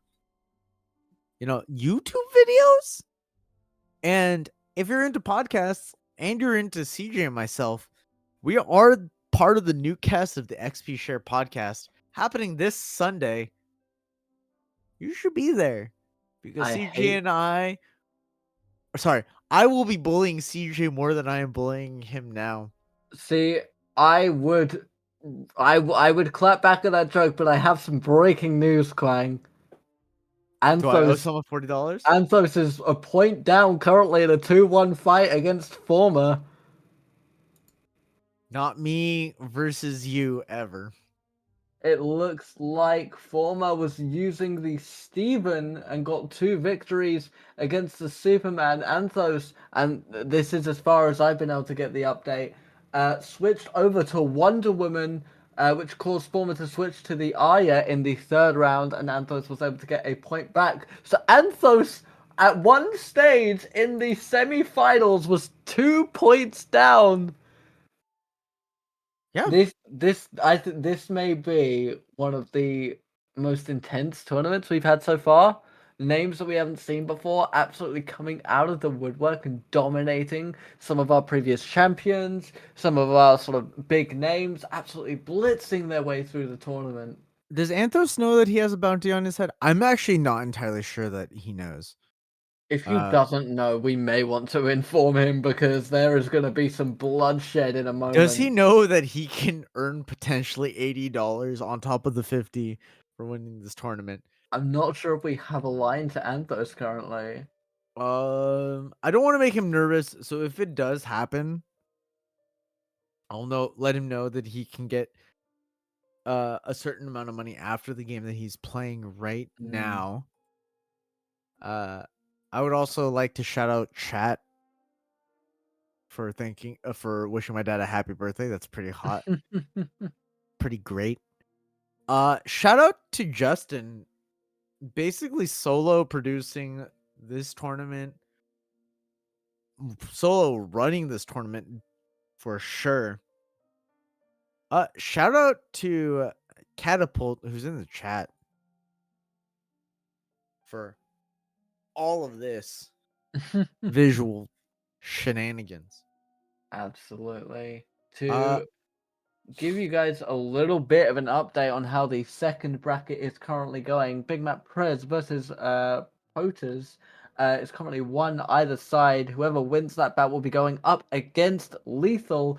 Eris was able to beat Gorify and is now facing Mystic J in round 5 of the second bracket. Fat Pat going up against Gizmo after Gizmo was able to beat Trix in a 2-0 victory, working their way through to round 5. And K's MVS is going up against Carrie. Carrie currently 1 point up. The winner of that will be going to face Wavy, and we will have our top 8 for the secondary bracket, working all their way down to round 6, quarterfinals, semis, and of course, the finals of bracket 2. I believe Mott's is going to be Waiting a little bit Yeah. for their losers quarters match. There's 2 rounds in between them. We still need to figure out who Lethal's going up against and Wavy's gonna go against. As all those players go into losers round 5 and 6. Mott's is the only one waiting in losers quarters. The loser of Anthos versus Formers will be equally waiting in the bracket at losers quarters along with Mott's. I was gonna say I might be down $40, but I also realized that those $40 aren't mine. Nor are the next $40 for the man, the myth, the legend who has been dominating our tournaments at MultiVersus. Maybe it got leaked. Maybe the bounty got leaked and some harder hitters came out of the woodworks. I doubt it because I've watched Anthos play and Anthos is pretty fucking good. So I don't know. Absolutely. Sounds good. I think we're going to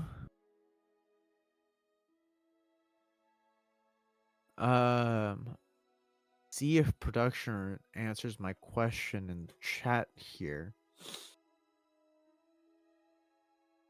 I know that our production guy is very busy and very aware of needs to be so aware of many things, but Carrie, we can confirm that it is a 2-0 for you. I'll do that. I'll do that right now because I have that ability. I have the power.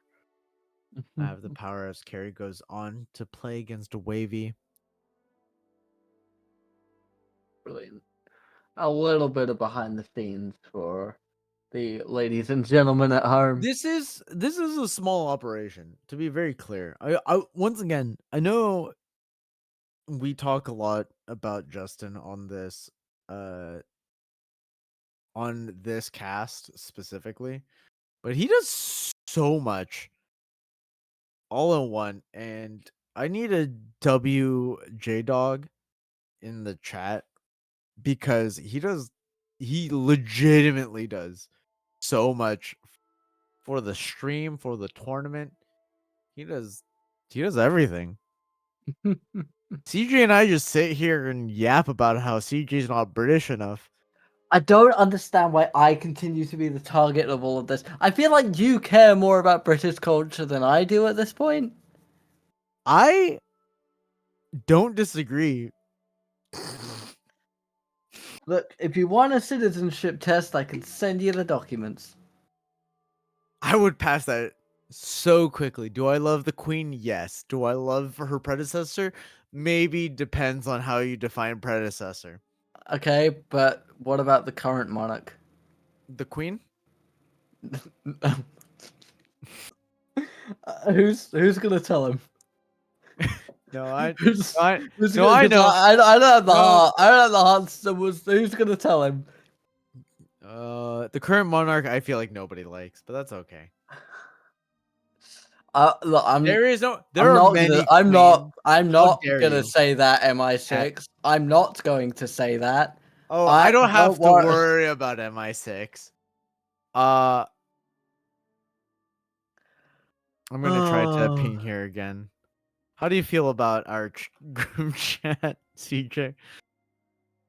it's I don't know. I don't know if.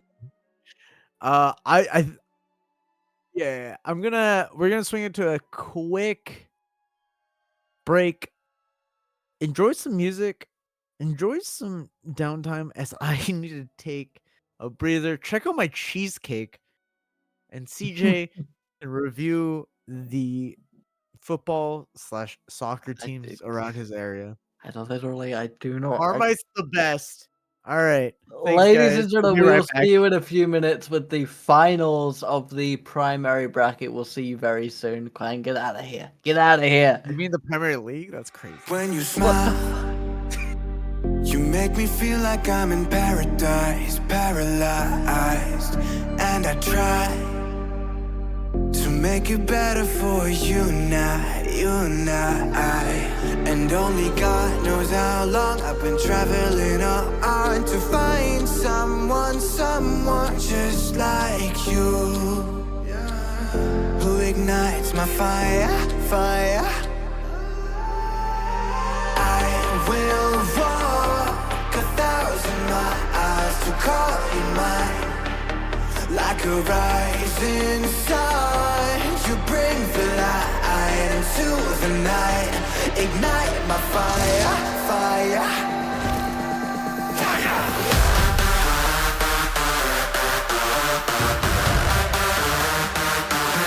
Ignite my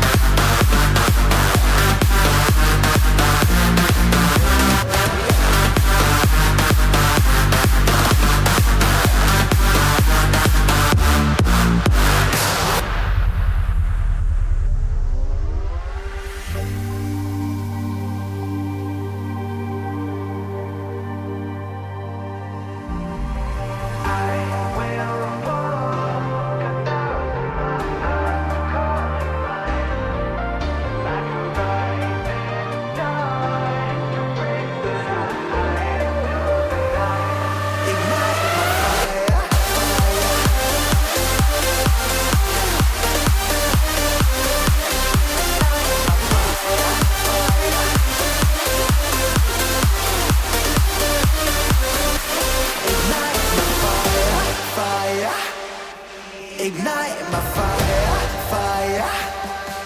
Ignite my fire.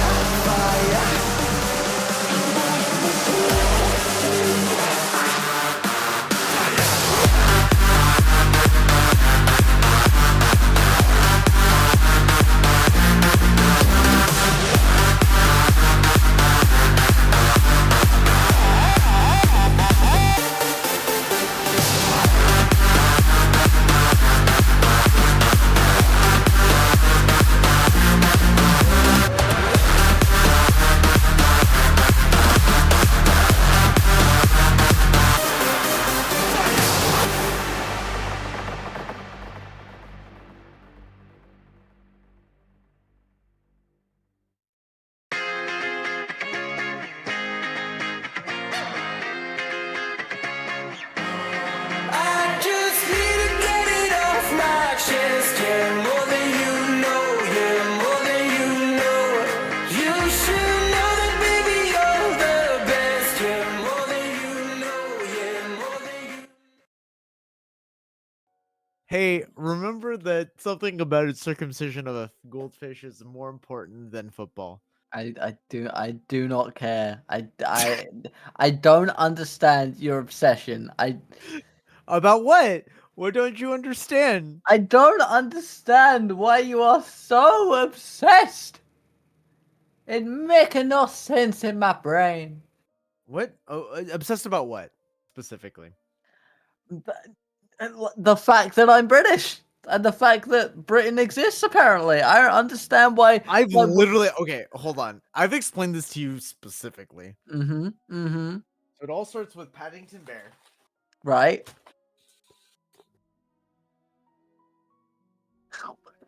That's it. Right.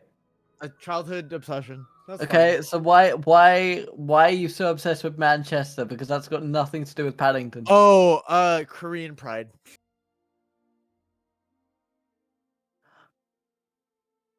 I know So you don't. anyway, as we wait for know the you don't finals know. of this primary, I know you don't know, I and don't, that's I fine. will never understand. That's simply beyond me, it seems. You don't Right, know ladies about and Three Long Park, but that's okay. I don't know about most things. I You're young. am That's fine. no, it's more so the fact that I'm spending my Friday evening / Saturday morning commentating on a MultiVersus tournament, and my primary work currently is creating content and video editing. It's very clear I don't have a degree Hey, in CJ. anything. No. CJ, you need to stop devaluing yourself as we are waiting for the next game to come out, because you are honestly great. I'm Can we gonna get some devalue you in a minute. W's? Don't use me for chat interaction. Don't you CJ dare. underscore Zephyr. Can we You talk do about not how? have the right to use me like this. There's only one person that does, and that's my husband. Is that not what we are? No, wait, hold on. That's not Anthos. Ladies and gentlemen, the finals of the primary bracket is Former and Big Johnson. That is true.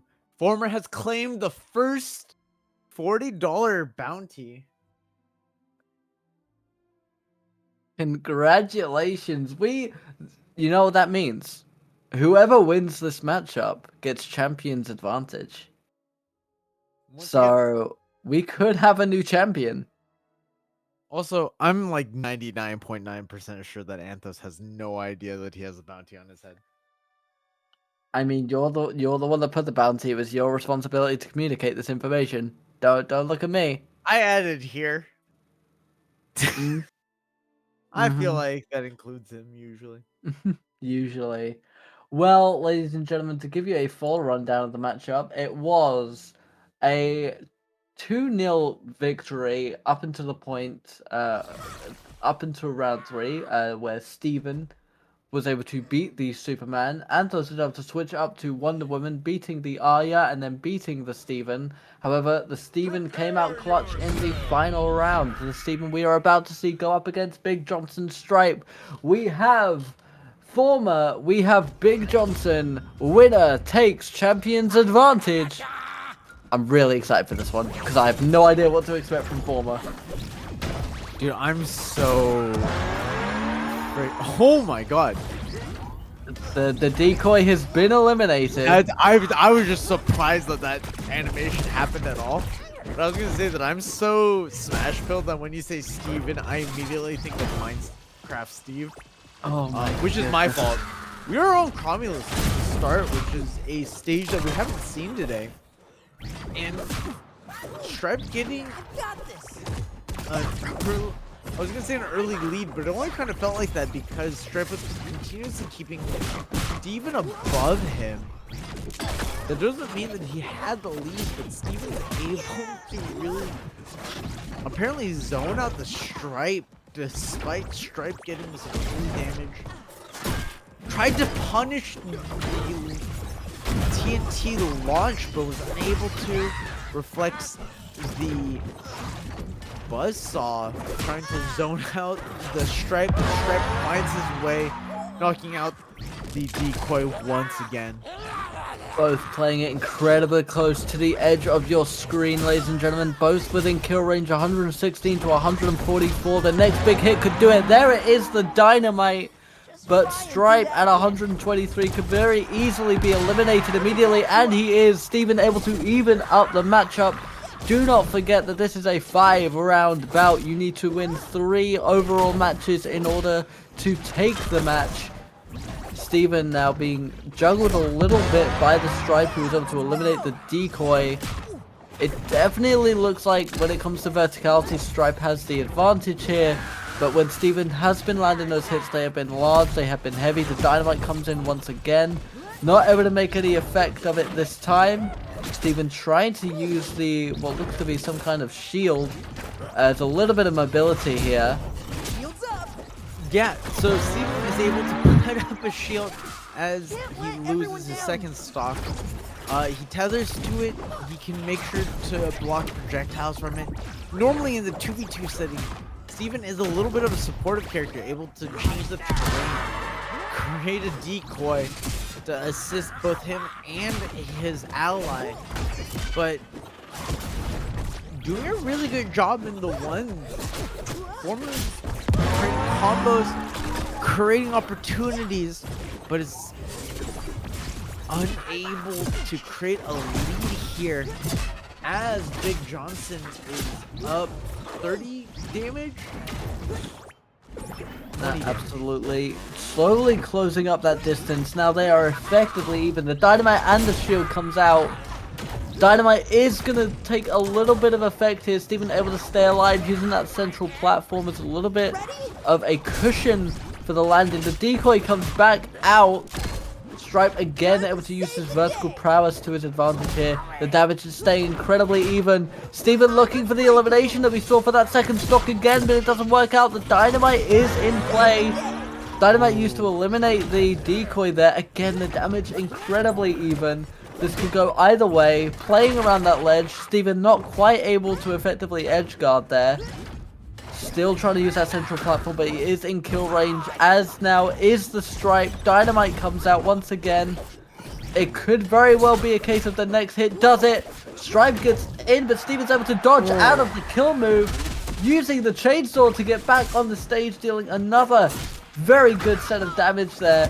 Both incredibly even. Steven finally able to secure the first point. It is actually amazing to watch Former collect that victory. Steven, similar to Rain Dog, primarily a supportive character in the 2v2. In the 1v1, you can see that Steven doesn't have a lot of strong moves to kill early, kind of like Shaggy does, or Arya, Wonder Woman, Superman, Iron Giant. Those characters have a lot of big hitting moves, can kill early, can set up early kills off stage. Steven doesn't have a lot of that. You can see that Steven has to rack up the damage, get them to clearly above 100 heat, and then fish for these strong hits. Similar to Rain Dog. The thing that does help Steven out is that Steven has that decoy, has that candy clone to follow him around, to kind of add additional damage and tick additional hits in as we go to Cromulus. Maybe a response for the Stripe, keeping Steven closed in with the two destructible walls. I don't know what else could help as Stripe takes a bunch of damage early on. I know the clone died, but Stripe's at 90 to Steven's 4. Absolutely, Steven has got an incredibly strong opening here.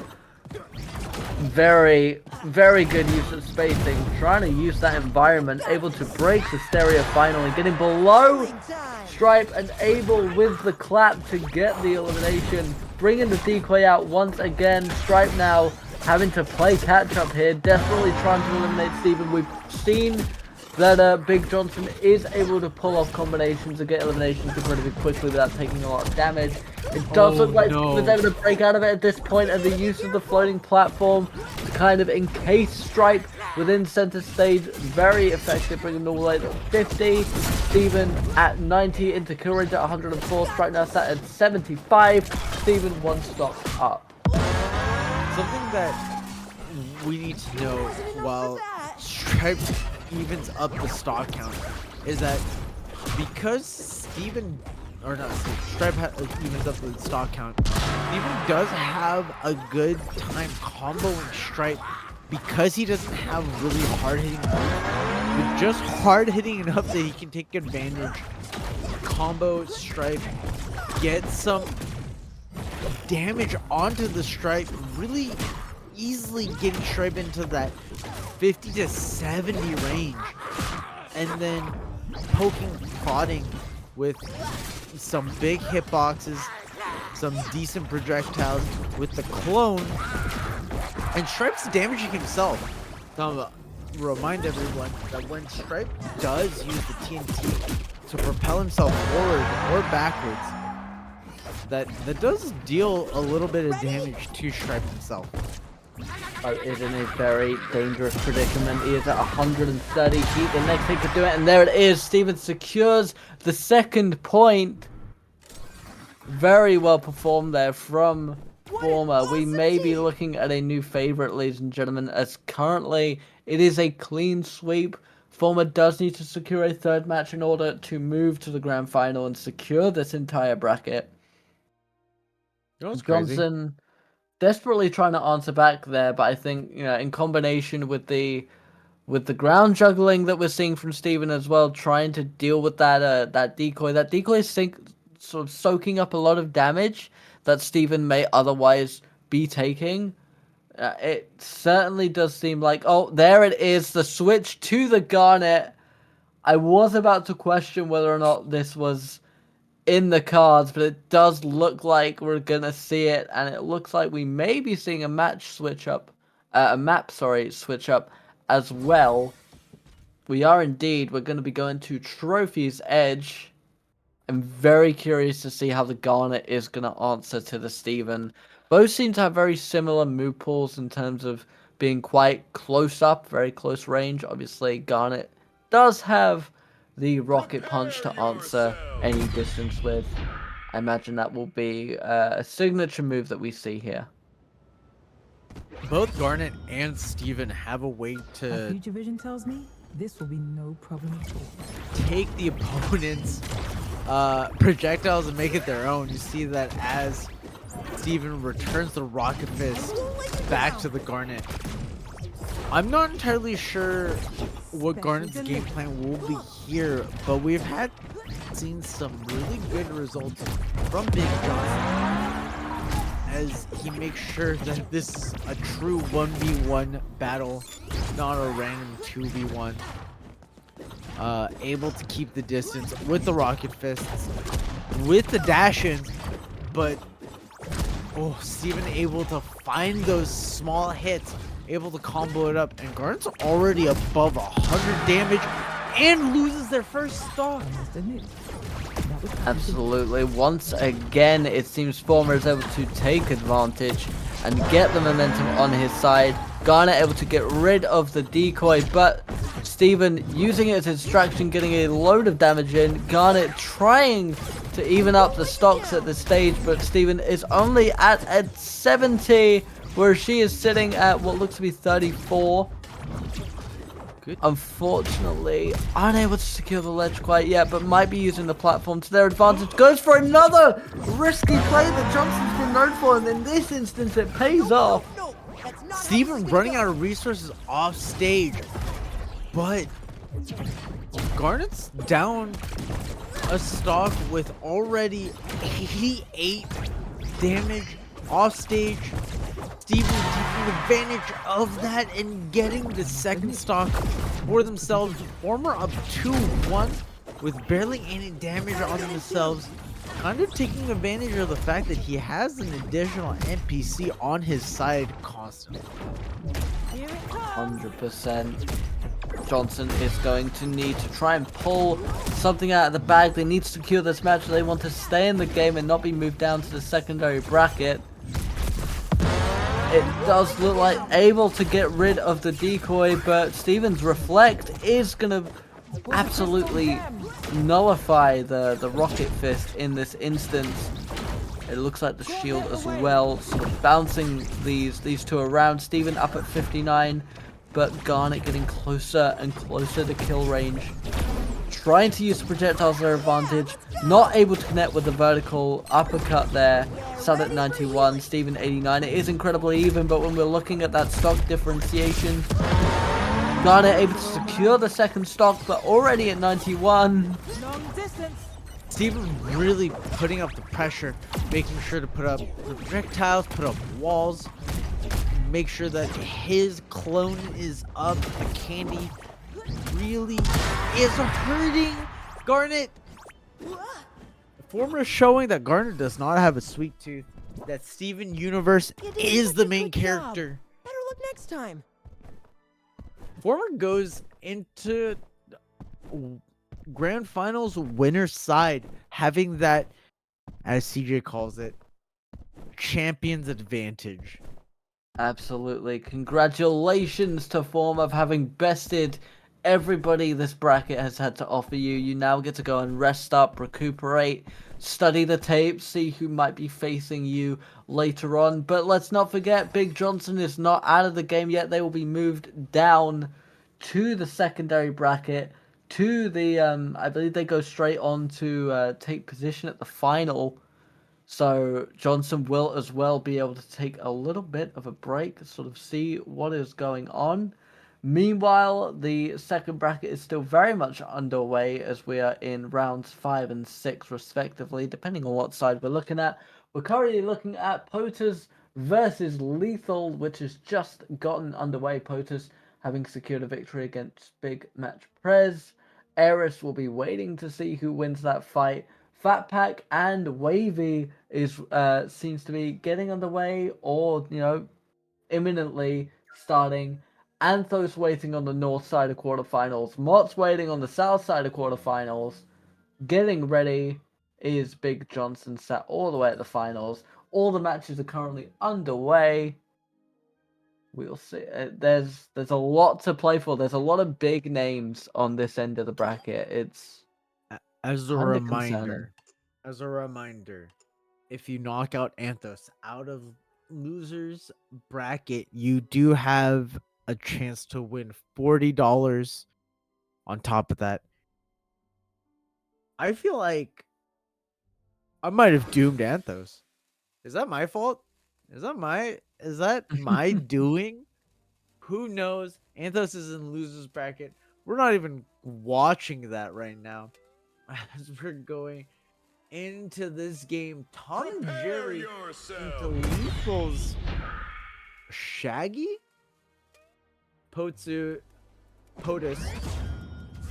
I may or may not be dyslexic. I feel so much power and POTUS into Lethal. We haven't seen Tom and Jerry in a while. I believe it's been a couple of weeks. Tom and Jerry does. Oh no! Tom and Jerry is one of the few characters with, I believe, a surviving loop. We almost see it there, but Lethal able to get out of it. Tom and Jerry with a lot of percent down.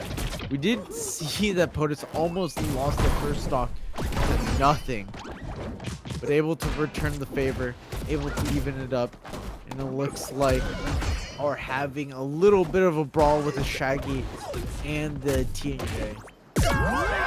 Able to secure the first stock is POTUS. A very, very, very good performance there, but absolutely it is not over yet for Lethal, coming in, desperately trying to get Jerry away from Tom, as that will somewhat nullify the kit, but again, a very heavy combination of moves. Not able to get an elimination yet, Shaggy, and already getting closer and closer to kill percent, over the 100 at this point, going into triple figures. Tom now looks like trying to position himself for the elimination, not quite enough. Shaggy using his supercharge to stay alive, a technique we've seen Lethal use a couple of times today. The fishing rod not quite able to connect, but it doesn't matter. The mallet comes in, able to get that second stock up before even losing one of their own. 83 to 37, going up to 97. Finally, Tom is eliminated, and we're able to get a stop back. Shaggy with the supercharge, but the advantage is certainly on POTUS' side here.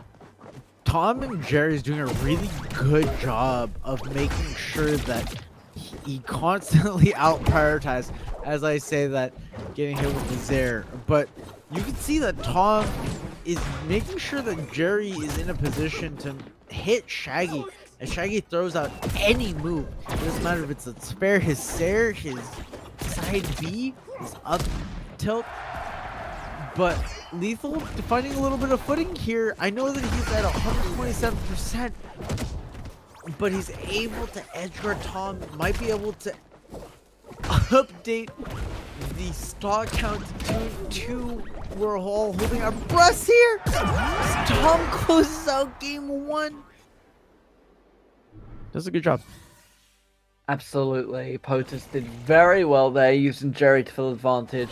Jerry effectively edge guarding against the edge guarder there. Not a tactic I see a lot with Tom and Jerry. Tom and Jerry is one of the few characters I've actually seen quite a bit of gameplay from, but very good use of the kit there from POTUS. Shaggy didn't necessarily do anything wrong there. I think more utilizing the supercharged attacks is really the only thing he can do to maybe sort of try and go against these combos and these juggles, but once again, Tom and Jerry getting a very strong opening, 38-11. POTUS certainly showing their prowess here. Now, I wonder if Lethal should have maybe had slightly already. have a change in the perks that he went with. Tom and Jerry notorious for all the projectiles, all these disjointed hitboxes. Not having a lot of kill power, but when you let Tom and Jerry get the percent and the stock lead, it's really hard to close out. And POTUS doing a really good job with the character choice, making sure that Shaggy doesn't have a chance in hell to come back.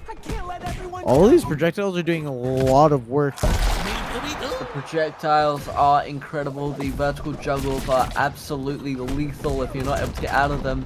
Shaggy was able to secure his first stock, 7 to 53, now going up to 70. He may be able to even up this matchup, but Tom and Jerry just able to stay alive here.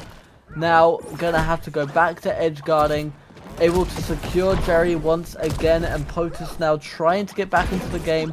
It's not impossible for Shaggy to even up this, but once again, desperately trying to avoid. There is the vertical juggle, the frying pan comes out. It looks like Shaggy was just able to avoid the kill move, able to get that second stock, now supercharged, but he is within kill range. He is over that 100 margin, and there it is. POTUS able to secure the second point, able to secure the matchup, move on to round 6 to face against Ares. Very well done. That was a JV2. POTUS not taking any damage on the last stock. Honestly, it looked like a struggle for Lethal, unfortunately.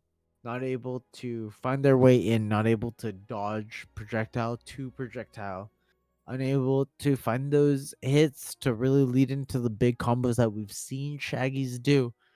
And POTUS, that's mostly credit to POTUS being able to space out Lethal, space out, make sure those that dynamite, those tennis balls go where they need to be so that Jerry can set up Tom to do those big combos. We didn't see the loop that Tom and Jerry has, luckily. But that doesn't mean that POTUS doesn't have that in their back pocket. That also doesn't mean that Lethal did a bad job in that match. It's just unfortunately it happened in a way that Lethal wasn't able to close out stock to stock the way that you need to at this stage of the tournament. No, you're absolutely right there. I think POTUS just a very good control over the projectiles, over the sort of spacing, directing the fight, picking where on the stage you're going to take on the Shaggy, and again the vertical prowess, the aerial abilities that they really came into play there. Lethal has absolutely nothing to be ashamed of here. Lethal has put on an incredible show. I'm sure we will see them again. Potentially going up against POTUS in the future again to try and get the bragging rights back on their side. But POTUS is going to move on to the 6th round of the secondary bracket, going up against Ares. And something to keep in mind here, if Ares does win against POTUS, they will be going up against Anthos, and Anthos is the one that sent Ares into this bracket.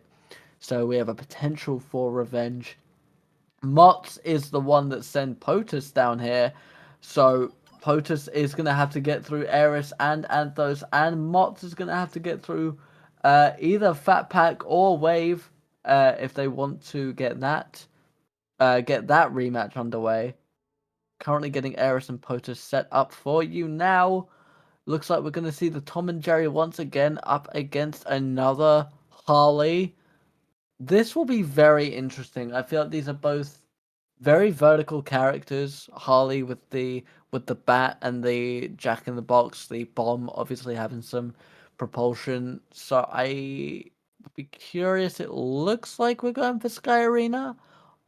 It is. I'm very curious as to see what the answers are going to be here. It is important to note that Harley does have that side aerial that gives her a lot of horizontal priority. That being said, projectiles are hard to deal with, and Harley's projectiles don't come out nearly as fast as Tom and Jerry's. Eris has also played Shaggy in this tournament, but it looks like they are more comfortable on the Harley. We'll need to see if they're able to take it to the next level against POTUS, Tom and Jerry player. Prepare yourselves. We will be returning to Sky Arena for this bout. We are still in the realm of best of 3, so only 2 matches need to be secured here. And it looks like Holly immediately trying to set up with the bomb, not able to connect it, but the hammer's going to come out. Tom taking the initial damage, look like separated from Jerry very early, is going to minimize his kit a little bit. Harley trying to secure the edge, but Tom, yep, he is able to get back onto center stage, and there is the vertical juggle that we've seen before. A very lethal move, bringing Harley all the way up to 30 immediately. The bomb is going to attach. Tom is in a dangerous position here. Able to get back on stage just about, it seems. I wonder if POTUS knows Tom and Jerry's loop and might be actively not using it. I don't believe loops are banned in our tournaments here, as we haven't really seen them. But we have seen this Tom and Jerry take advantage of Harley's lightweight and Harley's lack of setup to combo ping-pong cattle into a kill. A very, very nice, very early elimination that we like to see. Able to dodge back and forth, and the mallet is able to connect with a lot of damage, bringing Harley all the way back up to 58. Tom is on 92, playing very close to the edge of the screen here. Harley desperately trying to get that elimination, lining up the projectile, but it did miss. The hammer misses as well. Tom is now in a position of advantage, able to secure the elimination without losing a stock of his own. Still on 92, still definitely within kill range, but the advantage taken by Tom, secured by Tom. A very well performed elimination from Harley here, finally able to get a stock back up, but already taking a decent amount of damage, up to 20, whilst Tom has a clean stock to play around with. And another very well executed dodge there, and the use of projectiles creating space from Harley. The frying pan is going to outplay the bat in this instance, not able to connect with the vertical, but once again Tom is edge guarding, trying to secure eliminations as quickly as possible. Harley doing a really good job here, just sharking underneath the Tom. Tom doesn't have a lot of good hitboxes going directly down, and when Harley is able to sneak under, that bat does a lot of damage. The bomb does a lot of damage. Jack in the Box does a lot of damage, but Harley is having a really hard time contesting those projectiles.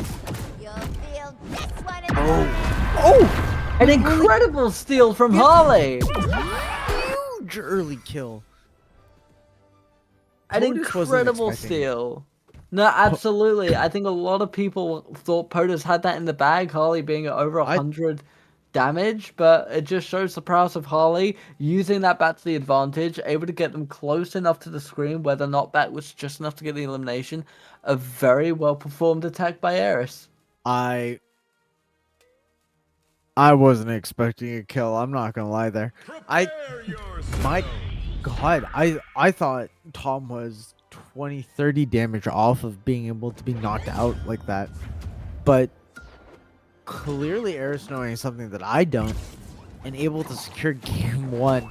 Now you have to know that POTUS is now aware that their game down might be ramping up the aggression and the damage, because they know that they're game down. They know they need to even it up because one of these players need to get 2 games to move on in the bracket. There we go. Very good use of the hammer there from Harley. Tom finally able to land that fishing rod attack that he's been trying to land for quite some time now. But Harley able to get the vertical juggle, secures the ledge, but Jerry is going to create enough space for Tom to secure center stage once again. And now it looks like Tom is returning with the offensive, evening up the damage incredibly quickly. Harley playing close to the edge, perhaps trying to bait Tom. It isn't going to work in this instance, but the spinning kick along with the bat is going to create a little bit of space. The bomb doesn't look like it's going to work out this time. Jerry has been separated. Again, playing incredibly close to the edge. Both knowing that first stock securing could make the difference. The bomb is going to knock Tom into the air, but he's able to survive. Both on 3 figures of damage currently. Both of them using their projectiles trying to find a straight hit into a combo kill. In this case, Harley was the one that's able to do it first. Tom also able to find those early kills, but kind of needs Jerry to be on the stage to set him up to make sure that Tom has a space to move into Harley's range. But this Harley's doing a really good job of making sure they're, pushed out, leading them to go up 2 stocks to 1. Game 2, POTUS needs to win 3 stocks in a row to even stay in this match. Harley at incredibly high levels of damage, got a very risky elimination there, but it did pay off. It was calculated. Tom now looks like to go for a risky elimination of their own, but just able to survive is Harley, and now punishes, gets the elimination, and Eris secures their spot in the quarterfinals, secures their revenge match against Anthos. Very well done. What? With punish. Can I just say? They recognized that Tom and Jerry would be still in lag. Jumps out there. Swings. Lands. And with that awareness, every step of the way is able to clutch out that last stock. I mean, Eris is doing a really good job of maintaining their tournament life. Now, they are going up against Anthos, who was our tournament favorite, knocked into losers. They I mean, need to play the best game of their life if they're going to win the remaining bounty on Anthos's head. But I think we're going to go into the other side of the bracket here. it just goes to show half of the matchup is the mind game, and I feel like Eris absolutely got control over the stage, sort of directing where they want their opponent to be, absolutely trying to limit the options of Tom and Jerry, which is something that we've seen from them throughout the different tournaments that they've participated in. A very, very dangerous opponent, and going up against someone who has eliminated you prior gives a little bit of extra fuel to the fire there. I think either way, that matchup is going to be incredibly interesting. You've gone up against Santos enough times to know what you should be predicting, what you should be reading, what you should be avoiding. So I would not be surprised if Eris pulls it out of the hat, but time will tell, obviously. Do we think that Anthos starts trying to loop more and more as the tournament goes on? I don't think we've explicitly banned looping. I know that there are some tournaments that do ban it for one reason or another. I think I banning it's a little lame. I'm gonna say that right now. I think banning a mechanic in the game like that is a little lame. Especially I because it's also not 100% true to my knowledge, especially like Superman's is you I can DI at it. I if you think get it right. something like that comes down to whether or not it is intended to be in the game, and obviously that's something we're not entirely gonna know. But I feel like the fact that loops have slowly been removed from play is enough for me to infer that they're not entirely intended by the developers. So I can see why, but obviously we can only go off of our own ruling currently. So what I will say for Anthos is something I have recognized throughout these tournaments is the further and further we get in, the more we see the sort of signature calling cards of Anthos being the use of the Frost Breath on the ledge, the use of the combo, trying to get that loop in, whether or not it's successful, and more use of the grab. Less risky plays, more just trying to wear you down, get you over that edge, and then just not allow you to get your reset. I wouldn't be surprised if we see it more from Anthos, but time will tell.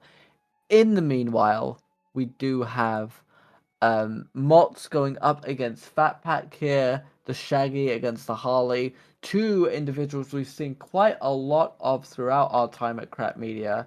So I'm very interested to see how these two are going to pair against one another. Our number one Harley NA server going up against a Shaggy in this 1v1s tournament.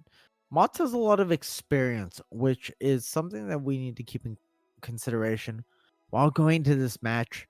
Shaggy is a pretty popular character. MultiVersus is really leaning into that super Shaggy meme. Definitely helping that kind of momentum going into this game, into this match. We have Gentleman Shaggy up against the Harley of Quins.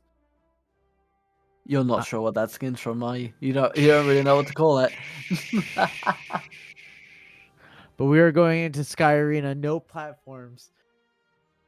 I expect a lot of blood to be drawn every step of the way, to be honest. I'm not entirely sure who's going to get the first stock, who's going to get the first hit, who's going to get the first breath of life. But we're going to go into this game immediately as you can see everybody testing just movement from each other. Mott's getting an early edge guard opportunity. But now onward.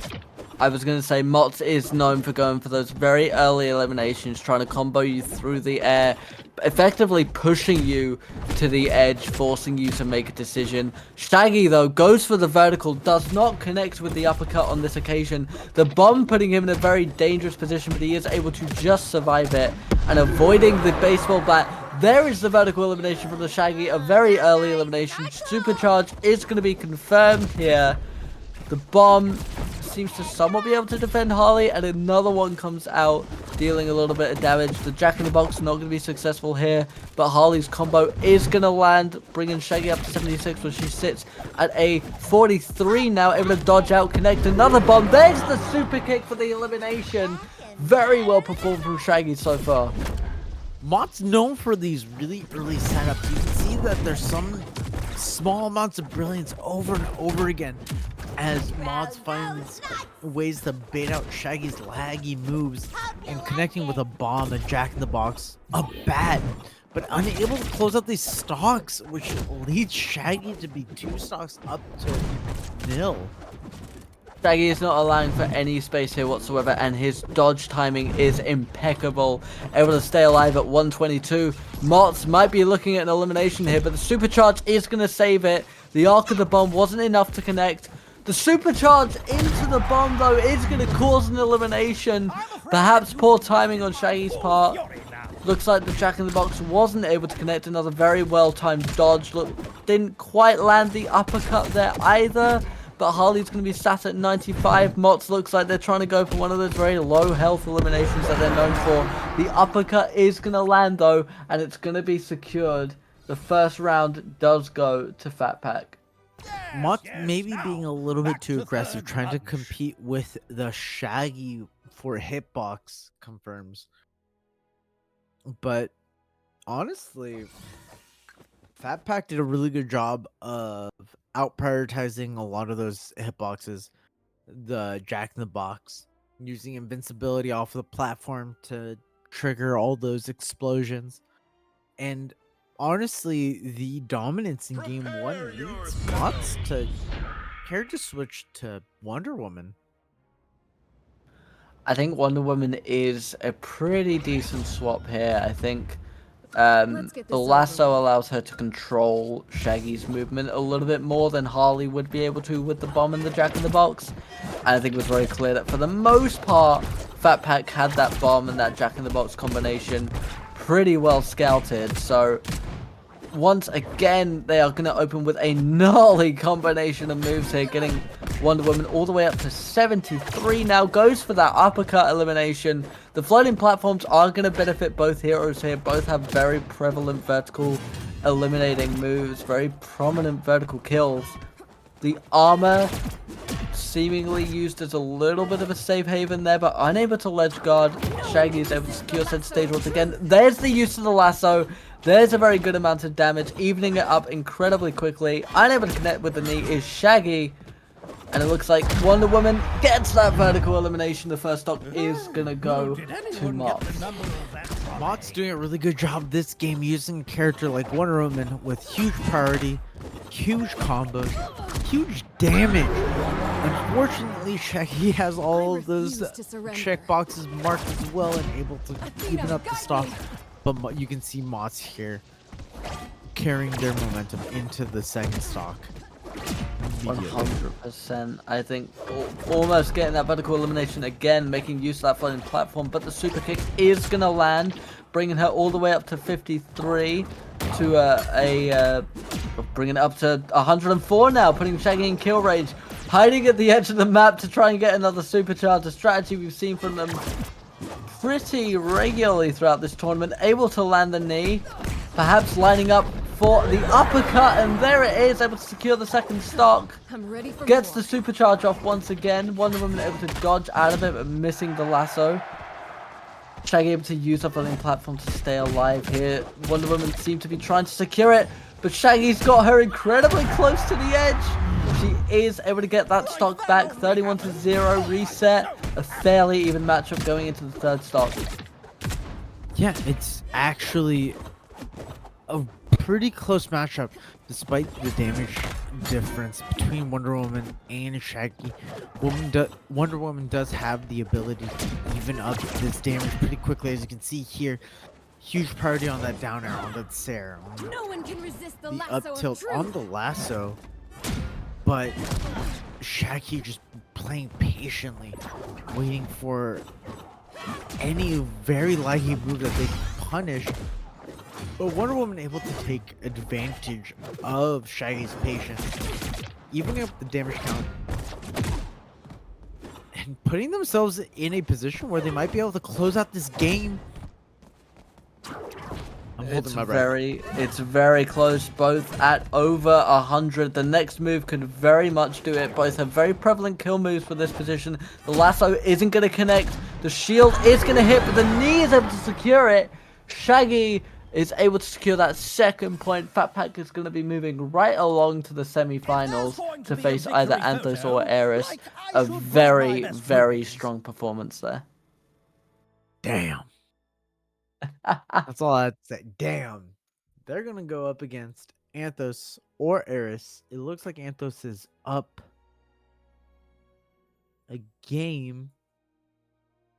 Fat Pack, congratulations to him. Did a very good job of zoning out Mott's, being very aware of each and every point of damage that he was able to deal to Mott's, making sure that he hits every combo that he needs to hit to close out each stock. You could see him sharking. You could see him sharking for each small hit to lead into a killing move. And it just happens that he got 3 of those quicker than Mott's could. Unfortunately for our Wonder Woman / Harley player. Something I've GG's. seen of Fat Pack is they are able to very quickly get a read on their opponent. I think the switch to the Wonder Woman was very well thought out initially, but once Fat Pack was able to sort of analyze the situation, sort of realize, I think that the lasso was the biggest threat, and made avoiding that priority, taking damage from other moves was sacrificial, but a necessary evil in order to get in nice and close whilst keeping control of your own movement and your own positioning. And I think avoiding some of those riskier verticals that we've seen him do earlier on, knowing that Wonder Woman has the shield that can answer back for it. We didn't see a lot of armor usage from the Wonder Woman. I'm wondering if that might have affected the outcome in any way. I'm not entirely sure. I believe that most of Shaggy's moves do have like an armor break property to them, especially in Super Shaggy mode. I know Shaggy Stare, the multi hit will break it regardless. The grab will break it regardless. The side B might be affected to a certain extent. But I don't remember to what extent off the top of my head here. Especially after a couple of the changes to the whip, to the shield, to Wonder Woman, and Shaggy in the last couple of patches. So that's some testing that I have not done in recent days, if we're going to be completely honest. While we wait for the next matchup, the next game to load up, as a reminder to everybody in chat, check out crack-media.com. If you're watching on Twitch, why aren't you watching it on the website? Great website, great creators, great art, great articles, great people, great content, period. You should go to crack-media.com and check it all out. And we would like to remind you, if you do want to look back at any of the matches that you've seen on the stream so far, they will be uploaded to YouTube within the next couple of days. So go to Crack Media Official on YouTube, and you'll be able to find all of the replays from not only this tournament, but also the previous 4 tournaments as well. So you can kind of study the tapes, get an eye for who is in these kind of matchups. And if you want to try it for yourself, don't forget, once this tournament is over, the sign up will be opened for number 7, which will be taking place next week at the same time, same place, same everything. Do you like CJ and myself? Well, good for you, because we're going to be on the XP Share podcast this Sunday on this channel, 2:30, 3 o'clock p.m. I can talk. I know how talking works. Anthos is going up against Fat Pack. Fat Pack has a chance of $40 here right now. And you should show up on Sunday on this channel right here to watch the podcast and listen to this debate about certain topics. Me flame CJ more about how he's not British enough. Oh my You know how it goes. Right, so we have Shaggy and Superman, it looks like. And we will remind you, we have returned to the semi-final ruling. This will be a 5-fall bout, meaning you need to win 3 matches total to move on to the finals and face Big Johnson for your ticket to the grand finals to try and take on former. We have current champion Anthos. We have challenger Fat Pack. We are going to Trophy's Edge, ladies and gentlemen. I am curious as to how this is going to go. I really think that Anthos should fish for those loops a little bit more now that we are deeper into the bracket, now that he is in losers, semis. And honestly, out of all the characters that he has faced today, Shaggy is one of the easier characters to kind of fish for those for, as somebody who needs to come up close personally, just swing up in Superman's face. Watch out! It looks like he might have been looking for it, but Shaggy's dodging wasn't enough to get him out of harm's way on this instance. The grab dealt a decent amount of damage, both seemingly at even heat levels currently, as Superman desperately trying to get him close to the edge for the elimination there. Honestly, Shaggy's doing a really good job of finding these moments in between Anthos' zoning attempts, if that's what I'm going to call them. And getting these stray hits, unfortunately, Shaggy's not able to capitalize more on it. but Anthos is able to capitalize a little bit more on Shaggy's movement and punishing Shaggy for thinking that he can dash away, run away, be quote-unquote anti-zoning. And luckily for Fat Pack, he hasn't gotten comboed quite yet. All this damage really feels like poke at this point, as Anthos whiffs the loop. It's Fat Pack trying to return in favor. I think Anthos has identified that Shaggy's vertical damage is incredibly dangerous, getting Anthos very close to the edge, both on triple figures now. And there it is, Anthos getting control over the ledge, able to get the combo, get the elimination, the ice breath, trying to slow him down. I think if Shaggy can get underneath the Superman at this point, that is where the win condition is going to be for Fat Pack.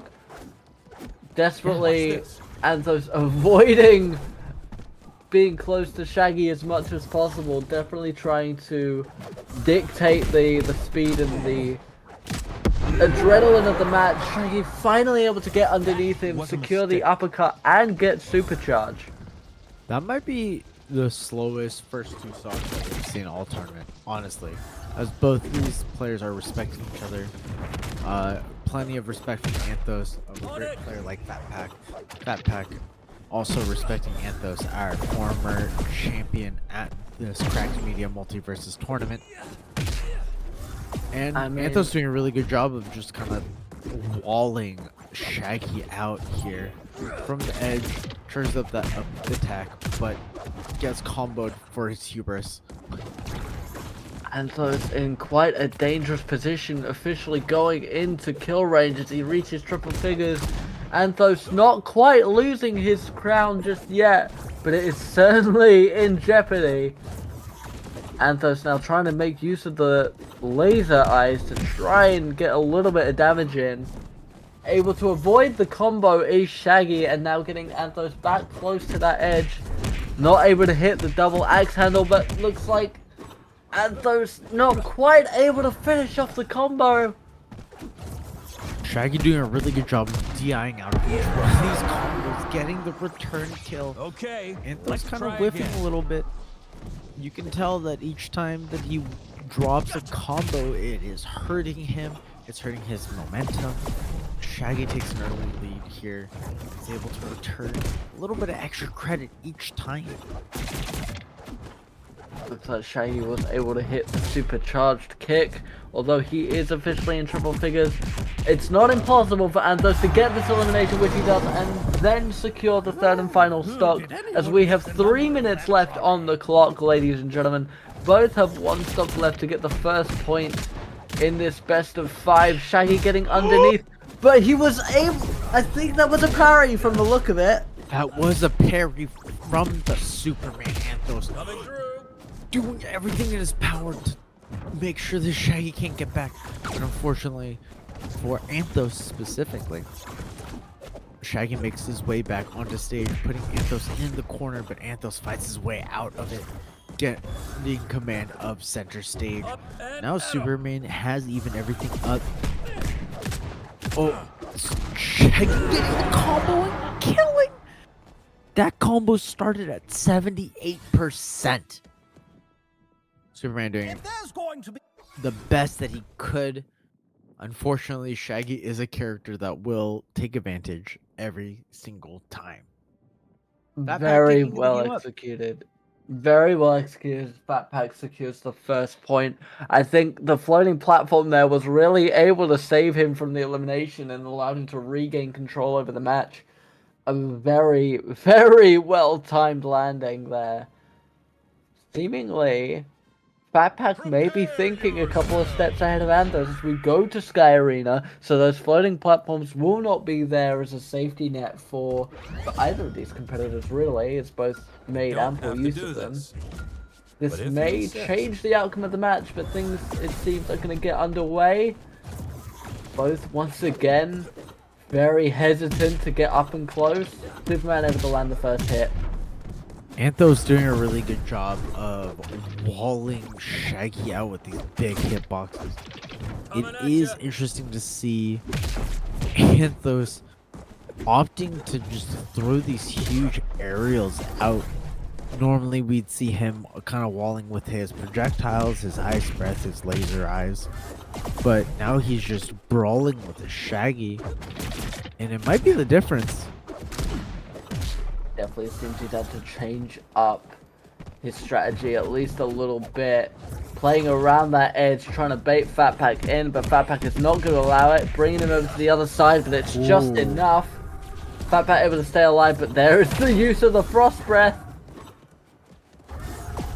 Able to use his kit to stay alive, get onto the other side of Anthos. But the grab, not quite eliminating him this time. It is actually so close. Shaggy could bring this back with a couple of combos just like this one as I ruin it. A beautiful thing, but Anthos needs just one good hit like this and we'll close out the first stock. You're lucky I am a man of men. Oh, Shaggy trying to supercharge there, but gonna get punished by the Superman. Unable to hit the uppercut to eliminate him earlier. Is able to get the supercharge off on the second go around. Be interested to see what move he tries to make use of here to get the elimination. Superman going into what may be an attempt at the loop. he whiffs the loop a little bit, but honestly, I'm surprised that Shaggy went for the supercharge. Basically point blank of the Superman. Anthos is not somebody who will let you do something like that and not punish it.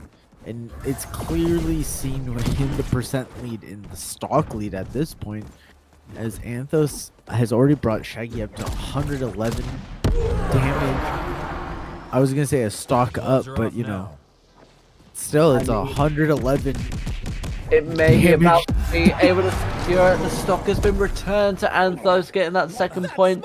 Supercharge not really coming into effect whatsoever there. Anthos now back with the momentum. It seems maybe the floating platforms of Trophy's Edge did actually factor into the outcome a little bit.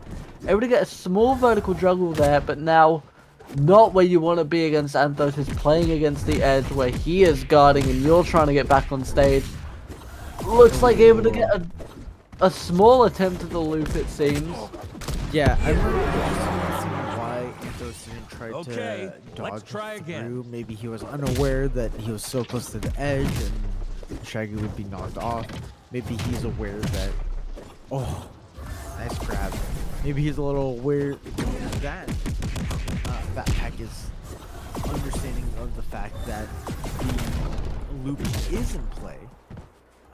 And might have try to go for an opportunity. But when you give Fatpacks opportunity, then you go over 100%.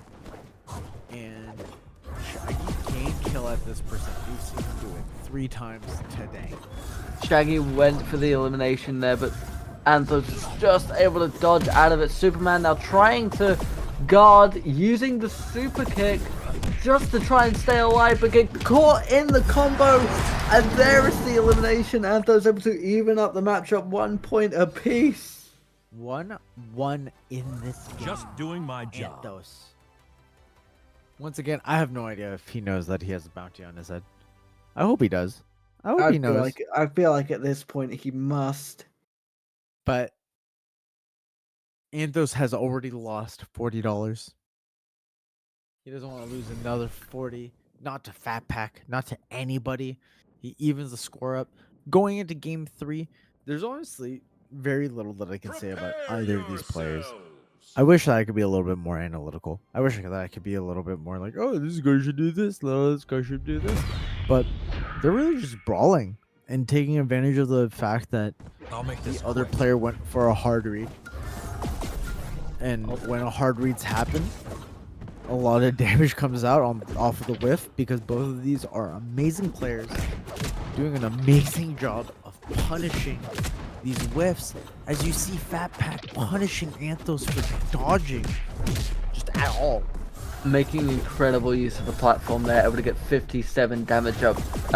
Shaggy only sat at a 32. Anthos now trying to make use of the platform himself, trying to get that edge guard back into secure. The freeze is going to be connected. He's not going to be able to secure the elimination though. Shaggy is still alive, 75 to 57. It looks like he's going to try and go for the elimination. The ground pound isn't going to connect. The uppercut keeping Shaggy in the air, not allowing him to reset. The elimination doesn't quite land, having to use the kick again to stay alive. Unfortunately, the freeze was right up against the wall for Anthos. I think this gets the kill. So it's slightly delayed, but the wall saving Shaggy initially. Now, Anthos has a pretty solid stock lead, only at 57 damage. And we know that Superman can put out a lot of damage quickly. But so can Shaggy, as he gets the read on the dodge. Unfortunately, unable to punish the side special from Superman. And now it's 100 to 10. Anthos just dies off the bottom. Now I didn't see what happened there. It looked like Anthos might have been able to save him. Maybe he was out of stamina. It's very hard to see stamina levels from spectator mode, but Shaggy has been able to secure the supercharge. We'll see if he tries to maybe land a kick or an uppercut here. Anthos playing around that ledge. watch out. The supercharge is going to wear off in this instance, and now Shaggy returned back to the aerial position. The kick keeping him alive, but Anthos desperately trying to deny him here. Getting a decent read on Shaggy's wanting to go below whatever Superman wants to do. And getting a decent amount of damage off. Shaggy is getting a combo, but Superman's up basically 50 damage. Shaggy's in kill percent, Superman's not.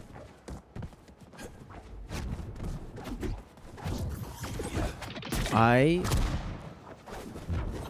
am holding my breath here. Shaggy can't even this up, get a huge lead at this point. Superman gets the early kill. I say early. I'm afraid you've requested I mean, stock wise. We're going into Fat Pack's final stock. Superman's going in, tries to go for the loop, but whiffs. As Shaggy evens up the stock count Now I'm mad. at relatively low percent, Shaggy has a huge opportunity to bring this game back. Shaggy now able to secure the supercharge once again. Looks like Superman trying to make sure he didn't land on the floating platform here. Could honestly go either way. Both sat at really close levels, bringing him up to 54. Superman on the 37, trying to secure that edge once again, but it's not going to work out for him in this instance. Shaggy's dive not able to connect, but he is able to get a high level of damage up. Stand back. This is a really hard place, but we've seen Anthos come from bigger damage deficits as Anthos finds a hit, but whiffs there, letting Shaggy close out game 3. That is insane. I can't believe that Anthos wasn't able to capitalize off of that hit. Shaggy recognizing it immediately and closing out game 3, leading into game 4 in his favor. Absolutely. I mean, it does seem that the stage is playing a little bit into the outcome of the match. Going back to Sky Arena, I feel like Anthos has a slight advantage here, given his prowess and the way he uses his kit, but it's not impossible for Fat Pat to just secure this right here and now. Once again, both of them very slow to try and get into combat. Fat Pack finally beginning to open up, gets a very nice combo in, opening up with almost 50 damage there. A very good gap to have against Anthos, as it looks like he's trying to get underneath. Anthos creating a lot of space, not wanting to be victim to that deadly uppercut that Shaggy has in his repertoire. Does get the combo off the ledge, trying to secure the edge grab here, the edge guard, sorry. Shaggy able to get away from it and get above, now swapping over the positions. Anthos not able to get the combo off this time. Again, constant use of that Ice Breath though, making sure that the status effect is constantly in play. The dodge into the combo, finishing with the uppercut. Shaggy able to secure an elimination, able to secure Supercharge. Sat at 59, able to get a nice amount of damage in early. Shaggy's in a really good position here. Anthos really feeling like he hadn't read the event logs, hasn't listened to me talk at all today. Acting like he doesn't have $40 on the line. My bad. But Shaggy able to take this early lead. Honestly, it's a full stock lead plus some at this point. Anthos really needs to close out the stock.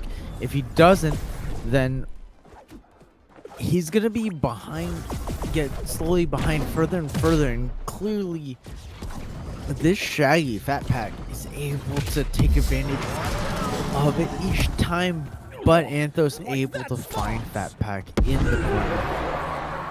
Fat Pack immediately takes it back though. Gets Anthos in a very good position. Now able to secure the supercharge.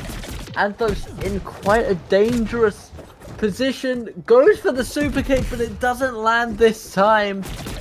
And now Anthos playing very close to the edge as well, desperately trying to get a bit of damage and try and secure that second stock with 5 minutes left. Still plenty of time for him to turn this around. Although Shaggy's still with the advantage. Fat Pack really not letting me talk, I guess. I'm trying to hype everything up. My bad. But Fat Pack putting himself in an edge guard situation with Anthos almost losing their final stock for the day. Fighting for their life now. Making sure to bait out huge hitboxes from the Shaggy, but Shaggy playing patiently. There is the uppercut! Being the one to close out the game, the stock, the $40 in their pocket. That's $40 for Former, $40 for Fat Pat, as Fat Pat goes on to losers final to fight Big Johnson. A very, very, very impressive feat achieved there. And ladies and gentlemen, with that match, we can confirm that tonight we will have a new MultiVersus champion. Will it be Fat Pack? Will it be Big Johnson? Or will it be Former? That is the question on everyone's mind currently. That honestly, Big Johnson has played a big game, start to finish, with the Garnet and the Spike. Only losing the Former so far. Is it not a little insane that we have a Steven player in grand finals? I I mean, feel like it's a little crazy. I feel a little crazy. I feel like I don't know what I know about. I feel like I'm very unconfident in the way that this game plays. And I think today of all days just goes to show it's not all about the tools, but it is about the craftsman who uses them as well. People have, come in with characters that we don't typically see with the Garnets, with the Stevens. I'd argue with the Stripe as well. It's not as common as some of the other champions that we tend to see, some of the other heroes that we tend to see. But people are playing to their strengths, they're playing to the uniqueness of the character, and they are getting results. So, yes, you may have characters like Arya that Void says are objectively triple S plus gold star tier, whatever, but that doesn't matter if I'm better with my Garnet than you are with your Arya. Are you better with your gun, CJ? My gun? I've never owned a gun. I wouldn't know. I've never shot a gun. I've shot an airsoft gun, but that's about it. CJ, how are you doing? How's your night been? Have you eaten food? I have slowly been snacking throughout the tournament. I am about halfway through my water. So but we're coming into those last couple of matches, and this is sort of where the The adrenaline starts kicking in for the competitors. The hype starts building up for those watching wherever you may be and whatever medium you may be. This is where, fighters become champions. This is where, legends are forged. Hey, CJ. Who's your all-time favorite sports player, esports or otherwise? I don't know. Andy Murray, he's a good bloke there. Is Andy Murray your really your favorite? He's a All-time? good bloke. He's a good bloke. He's a good guy. Who's your favorite wrestler all time? Let's see. That's probably Bret Hart. It's not Stone Cold. That's crazy. You're wrong. Stone Cold. Stone Cold's fine, but you gotta love the Hitman. God, you gotta love a good heel though. As we go in, no heels here, no Anthos anymore. I'd argue you're the heel here, quite honestly. Jesus, really getting attacked all of a sudden. While we lead into losers final, Big Johnson versus Fat Pack. Winner of this game goes up against former in grand finals Spike versus Shag. Both are close range, both are rushdown character-esque. Both hit really hard, both have like decent random projectiles. There's Spike's bone saw and Shaggy's club sandwich. Absolutely, a lot of mobility to be had here. We've seen Fat Pack use a very good amount of the kit to show just how mobile Shaggy can be. But it does look like the TNT from Stripe is going to land, dealing a lot of damage. Another very vertical character there gets Shaggy very much in kill range, sitting at only 40. Gets the elimination already, opening up not even a minute into the match. Stripe doing a really good job of just walling Shaggy with his aerials. But Shaggy able to close it back up real quick. You can see the kill power of the Mystery Van's favorite tall person. As he closed out the stock at a relatively low damage count on the Stripe. And we might see it again here. Oh no, getting caught with the after blast. The knee into the second elimination. Shaggy absolutely manipulating the positioning here. Able to get supercharged confirmed once again. Some sort of like bicycle kick from the look of it. The supercharged kick isn't going to land. Both players incredibly close to the edge of the screen here. Shaggy just able to secure the ledge, but Stripe dealing an insane amount of damage. Shaggy potentially looking for an elimination, but Stripe now just attempting to even out the stocks, even out the game. Using the TNT to try and be mobile. Not able to catch him though. Shaggy able to secure the first point. Shaggy really taking advantage of the amount of lag that was on the last move. Big Johnson couldn't get around the Shaggy. Shaggy threw out hitbox after hitbox, and Fat Pack, sorry.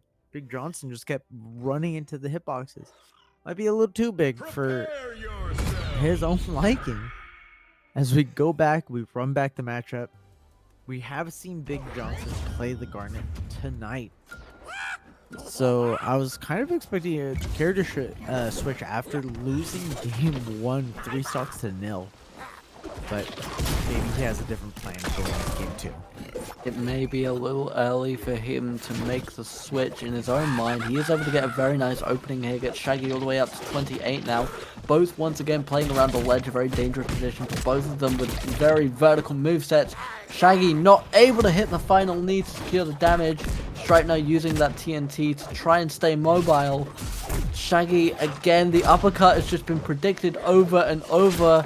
The axe handle like move, trying to keep Stripe down low, hits the knee, able to get the elimination, and now is going to try and secure the supercharge, which he does. Sat at 72, Stripe trying to bring it back around to the edge of the map. The dynamite isn't going to connect, but the supercharge kick is Stripe able to get a bit of momentum here with the use of the projectiles, but Shaggy able to stay alive just this time. I really like the way that Stripe is using the bone saw, but unfortunately, Shaggy's able to punish each time that Strike whiffs TNT burst. I understand that Stripe is able to close out his first stock, but Shaggy still has this huge lead. It's a huge uphill battle for the Spike as long as they don't keep the projectile advantage. And now the TNT coming out once again. Stripe desperately just trying to get as much damage in as possible, trying to overtake and get the advantage on this one. Able to hit a very nice combo, able to follow it up, gets the elimination, very well executed. Up at 87 feet, going to keep the advantage this time. Immediately with the dynamite, but isn't going to land. I think the immunity frames just served him well there. And Shaggy able to even it out once again. We're at 0-0 on the final stock. Shaggy able to pull off the supercharge. Maybe looking for the uppercut here. Doesn't quite land, but Shaggy is going to be on the edge, just trying to secure it as best he can. Stripe unable to get up just yet. Gets through with the dodge. Oh, you could tell that Shaggy was looking for the up special combo, but is able to get a good amount of damage on the Stripe. Still on the edge. Still in a disadvantaged position, able to dodge. Oh, dodge after dodge, incredibly executed here. Both just trying to get that downwards elimination. Stripe deciding he needs to just secure the center stage once again. TNT able to get a little bit of damage off. He is very much in kill range, but Shaggy isn't far behind. One good combination could be all that does it, and it is. Stripe able to secure the point, able to secure the first match for them, forcing us to go into round 3 at 1 apiece. Both players need to secure 2 more games to go on to grand finals. But honestly, the way that this back and forth has been going, I have no idea who has the advantage. Once again, I get the feeling that Fat Pack just ever so slightly favors Trophy's edge. Because that seems to be the pattern we're seeing. That is true. I don't know if it's a stage thing. Honestly, I just feel like it's like a momentum thing. It's like playing ping pong, you know? Somebody hits a strong serve, but it sends a slow lob back. And we've all seen those back and forths. In this game as well, as you see, the Shaggy doing a really good job of controlling the ledge. Every time he whiffs, there's a huge reversal. We're staying even. I have no idea what's going on. Absolutely. Stripe able to use the chainsaw to get back onto stage. Going to do it a second time as well, but puts him right into the range for the uppercut. Going to now try and use the dynamite, it seems, as well as the buzzsaw to just try and secure as much ground as possible. The floating platform coming into effect now. 118 to 108. Spike able to get underneath using his gun to try and get a little bit of that chip damage in. Maybe try and secure an elimination with this dynamite. Not quite enough this time. Seems like both players desperately just trying to get underneath. One hell of a punch from Shaggy, not able to get the elimination off. Once again with the dynamite, Shaggy able to dodge it. Now the buzzsaw coming in, using the buzzsaw to juggle him, and finally Stripe is able to get the elimination off. Both were at percents that makes it really hard to combo into a strong hit, so you kind of just have to go at it just raw. But you can see that when you know that they're looking for a strong hit, it's really easy to dodge. You could tell before that they were just dodging back and forth, but now that Stripe got the first kill, they're able to play a little bit safer, and Shaggy's at 97%, 97 heat is in kill range now, while Stripe hasn't lost too much as far as things go. Shaggy's already at 111, but Shaggy will be able to even up the damage count. Looks like he goes for the juggle elimination absolutely out of nowhere.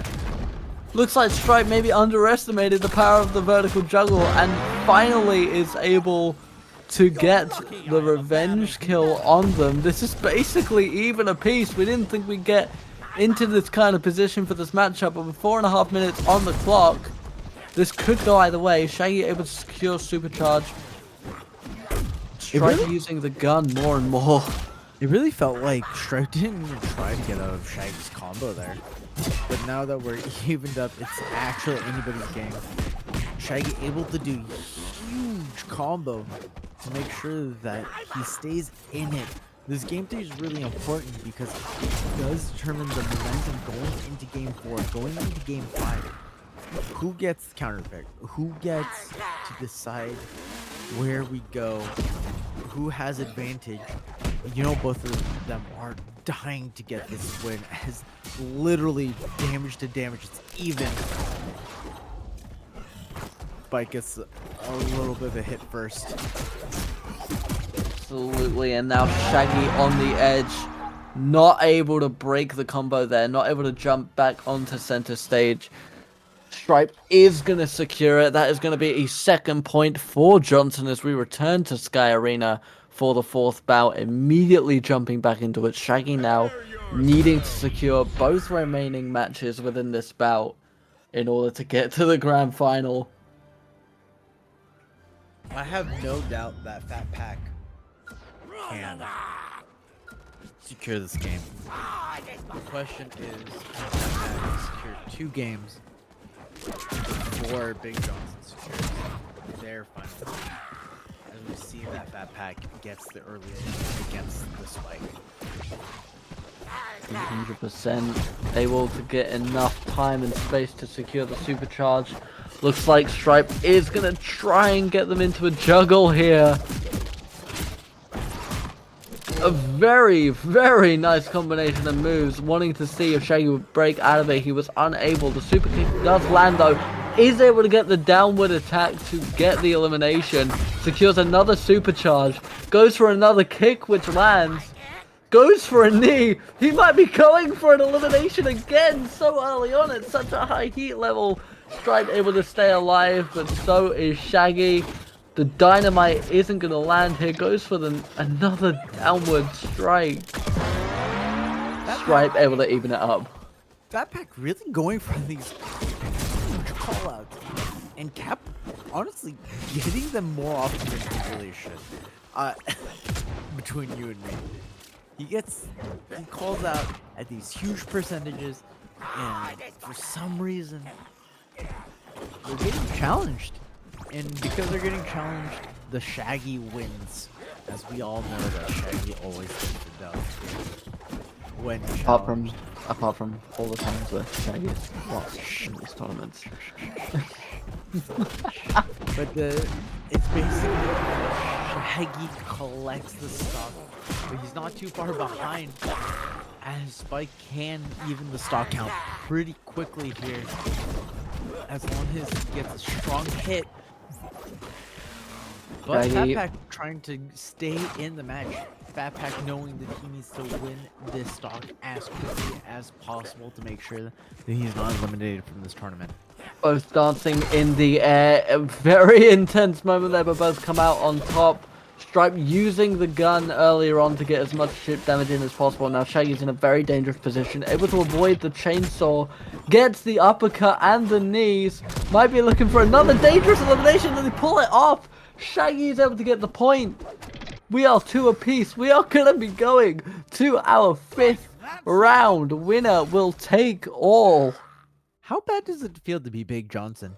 Big Johnson, twice in a row, basically, got called out for jumping, for existing, and just got knocked into the bottom blast zone at pretty low percents against the Shaggy. I don't think there's any shame in it, quite honestly. I think it's just both were incredibly close. There were multiple times where I feel like Shaggy could have died in that bout. As we get started in the final round on Trophy's Edge, this opening is going to be Shaggy's, it seems. He's able to get 30 damage up to a 14, but Stripe immediately evens it up, gets underneath, goes for the vertical juggle again. Shaggy incredibly close to the edge, but able to stay alive, sitting at 68. Stripe on 30 as now Shaggy answers back with a combo of their own. The evasiveness of both of these competitors is absolutely beautiful. Shaggy doing a really good job of trying to bait out Spike's moves and capitalizing on every decision that Spike does. But Spike doing the same thing. Spike doing a really good job of calling out Shaggy's movement. Because like both of them have a read on each other as you watch Spike just tap Shaggy into the bottom blast zone. And now it looks like, once again, Stripe is going to get underneath. But Shaggy able to break through, gets the uppercut up. Now the supercharge has been confirmed. Dynamite in hand is going to land. Shaggy sitting at 68. Stripe getting a very clean reset, gets underneath, looking for the elimination. Didn't quite land on this instance, but is able to use the Dynamite again to the advantage. Shaggy now desperately trying to create a little bit of space able to avoid the chainsaw there, but doesn't land the uppercut. Stripe again playing close to that edge. Both of these players incredibly risky. Stripe doing a really good, I was gonna say doing a really good job of playing the zone game, making sure that they play really carefully as they switch up the kind of game plan that Shaggy really wants. Shaggy wants to be up in your face, but unfortunately unable to escape from the combination that Fat Pack has brought to the table. And Shaggy able to take the lead. Try to find this stock as quickly as possible, not to be a too big of a deficit. Absolutely trying to get that insurance in. Goes for the Dynamite. Looks like Shaggy was just able to avoid it. Sat at 154. The gun is going to be the elimination at 167. Stripe at 64 currently. Shaggy trying and is able to secure the supercharge. Gonna see what he tries to line up for. The Dynamite is gonna slow him down a little bit here. Stripe now able to get a very nice combo in, but the dodging, once again, both of these competitors incredibly accurate with their dodging, both avoiding one another in a dangerous position, dancing around the edge. The chainsaw to get back on top. The super kick is gonna land. Dynamite comes out once again. Maybe went for a second supercharge there, but wasn't able to secure it this time. Stripe in kill range. Shaggy close to it at 78. The Dynamite comes out. The supercharge is secured. Able to avoid the buzzsaw here. One uppercut will send Stripe out. Just able to hold on with the chainsaw. That was incredible. Last stock, last game.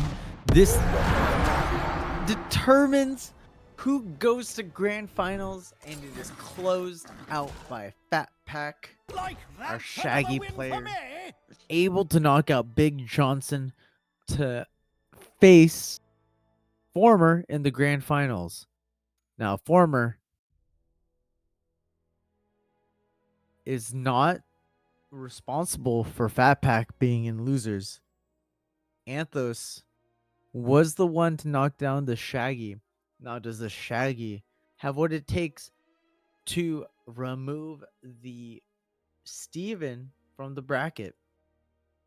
To remind everyone, because Former is on winner's side, it means that Fat Pack needs to beat Former in a best of 5 2 times. That means that Former only needs to win 3 games within a set, while Fat Pack needs to win 6. Gonna be incredibly dangerous. We are gonna have a new champion. It is gonna be someone who is relatively new to our tournaments, a new name coming in and sweeping up that crown. I am very curious because obviously Shaggy has a couple of projectiles, but the way Fat Pack has been playing him isn't very projectile heavy. So Steven's deflect isn't really going to have as much of an effect in this as it might have done against a Gremlin or a Harley or a Joker. So I think a lot of this is going to come down to, obviously we know that Steven has some very dangerous combos, very dangerous close range. I think it's going to come down to the horizontal prowess of Steven versus the vertical prowess of Shaggy. We do have to keep in mind that Steven does a really good job of changing the terrain, making sure that Shaggy doesn't have a great foothold on any stage that they decide to play on by creating those shields, by making sure that he can jump out of the way, because that is terrain that both Steven and Shaggy can interact with. As long as Fat Pack stays aware of that terrain, he might be able to use it to his own advantage. And that's where we really have to kind of watch out between the Shaggy and the Steven going into grand finals, with former being on winner's side. Once again, having a little bit of an advantage, being able to have a little bit of a buffer going into the first game. If he loses the first set, he has a second set that he can go into. Um, and once again, to remind everybody who is watching, if you're enjoying this, please remember that you can join the Discord for the next event, join the next tournament. Maybe you have a chance at taking down one of these great players and taking down the cash prize, as well as crack-media.com. A lot of great content, articles, content creators, art, galleries, XP Share podcast, all there. Crack-media.com.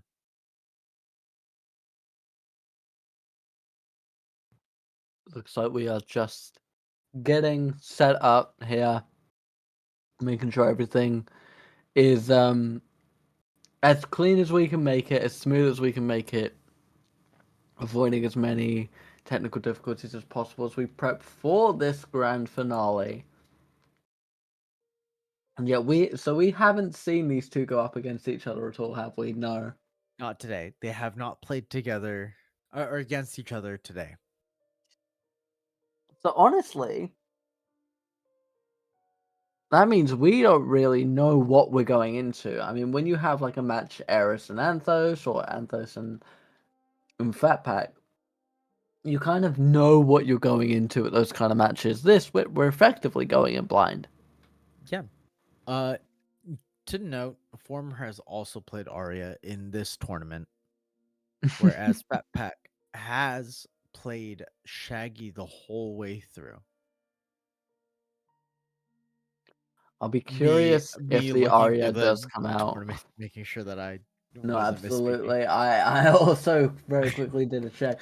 I'll be curious if the Arya comes out. It does seem to be like a little bit of a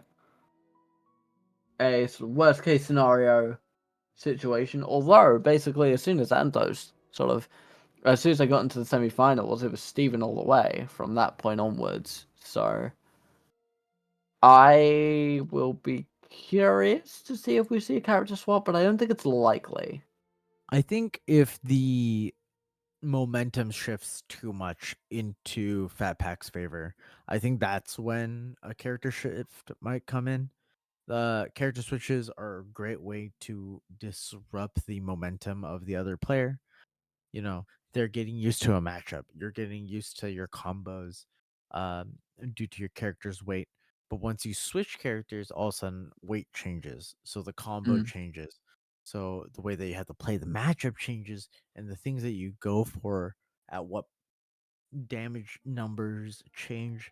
And that can really disrupt a player, especially at these people's calibers. Well, Fat Pack might not connect as well, but there's also the risk of Fat Pack being so comfortable on Shaggy that it doesn't matter who you play. It doesn't matter what you do. Absolutely. I think ultimately it's like we were saying earlier, I think the mind games really factor in at that point because we know we're getting to this stage of the game, the skill ceiling is incredibly high. We know that these players are willing to pull off very risky maneuvers in order to try and secure a stock, especially if it's a case of, well, I'm already at a high heat, I'm probably going to take a heavy hit anyway, might as well go all in. Yep. So I'm very curious as to honestly, I'm more curious how Former will respond to Fat Pack as opposed to Fat Pack responding to Former, because I think if obviously if Fat Pack responds well to the Steven, then we have the Aria variable that we have to play in. But if Former's not able to get over that Shaggy sort of within the first set, and the advantage comes into effect, and you've tried Steven, you try Aria.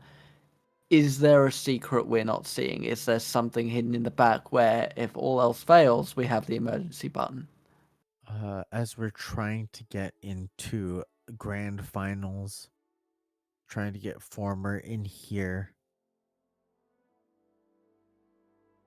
it is important to note that Former boasts himself to be the number 1 player in Mexico in this game.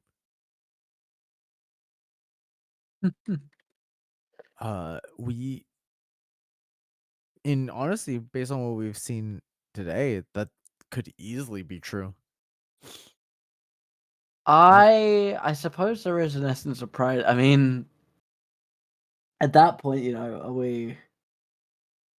I don't know much of the background of the other fighters that we've had across these tournaments, so I'm not sure how we're able to validate that claim. But I'd certainly like to try to, at the very least. I feel Are we, like are we gonna have to set up like a MultiVersus World Cup? you make it sound like we haven't already. I'm I just mean, kidding. I'm I just mean, kidding. I'm I actually. was gonna say, do you know something I don't? No, I mean, we are the MultiVersus World Cup right now, and Former's doing an amazing job on a character that I didn't think could win in a 1v1 format.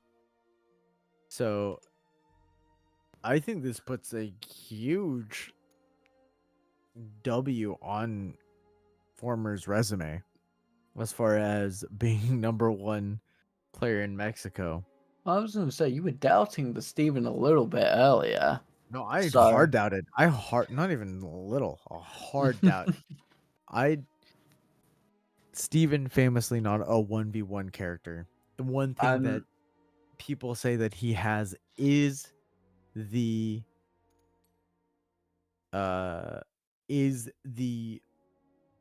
candy clone that he gets to have.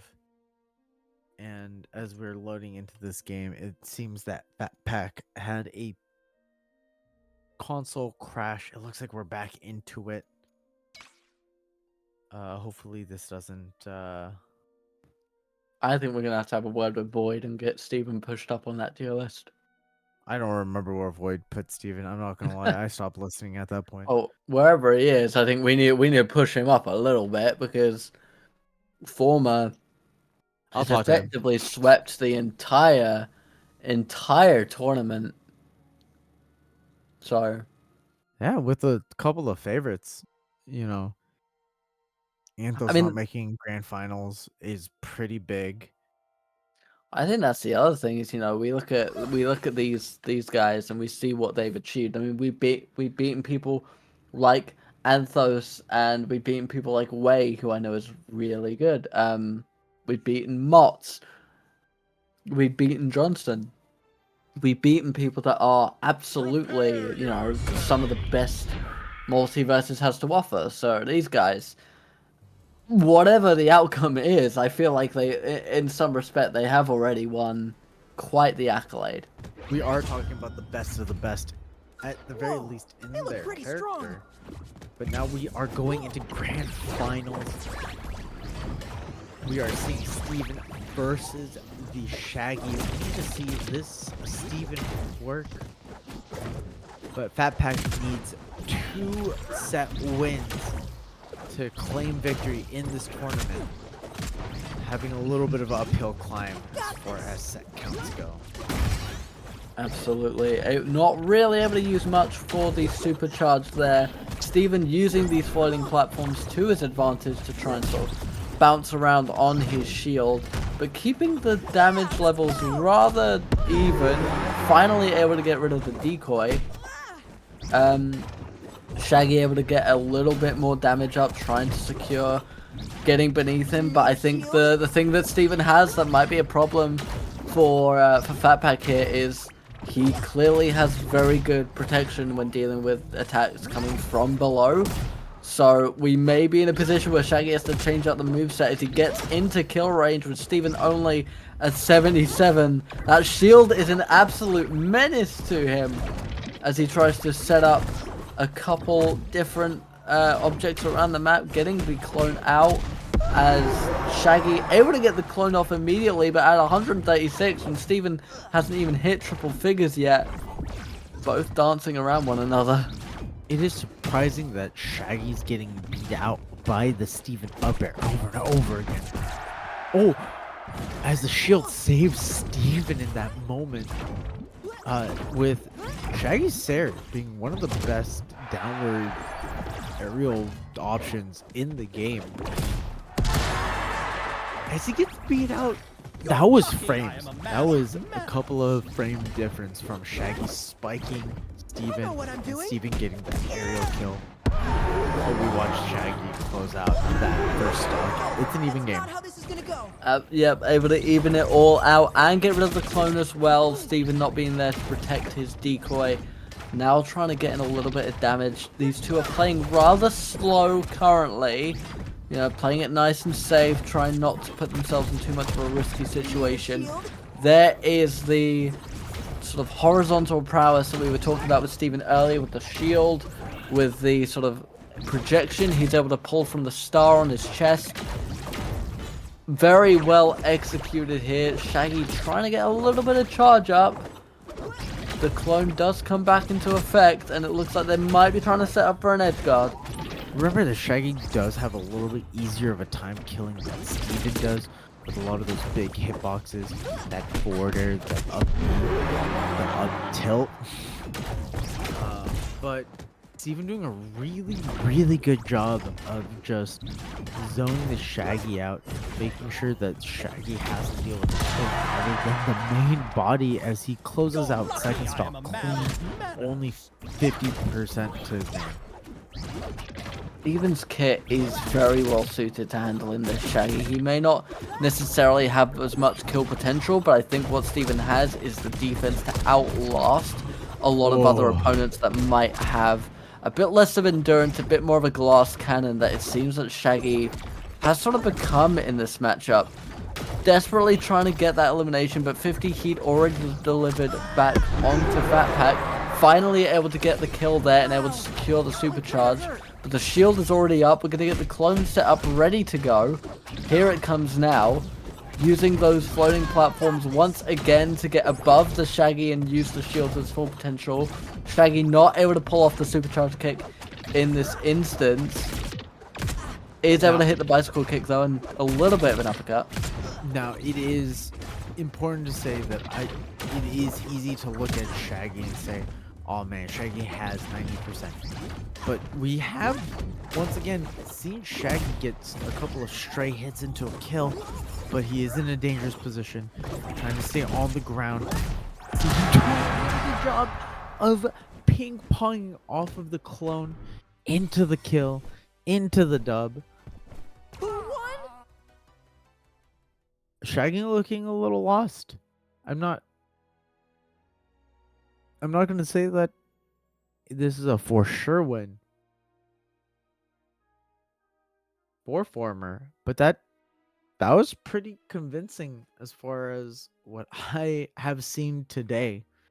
Former doing a very good job of zoning the Shaggy out, making sure Shaggy can't get anything going.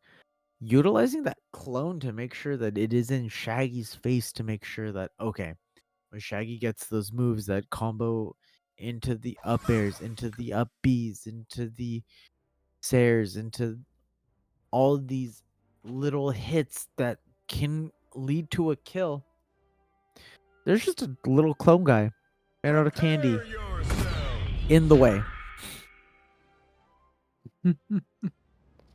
And we are going to be going to Trophy's Edge for our second round of the first matchup. Once again, if Steven can secure the next two, he is just confirmed himself to be the champion.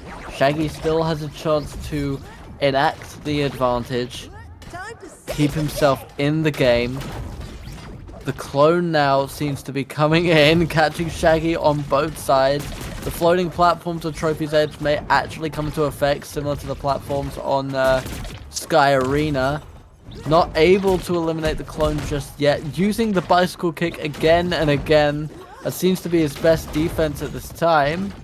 You see that over and over again. The clone interrupting the combo by just swinging with a random move. It is not something that Fat Pack is having an easy time getting around. As Steven starts up racking up that damage, you can see 80 damage to the basically 30. 90 damage to the 29. As Fat Pack is having a hard time connecting with anything. Now that the clone is gone, maybe Fat Pack can even up the score a little bit.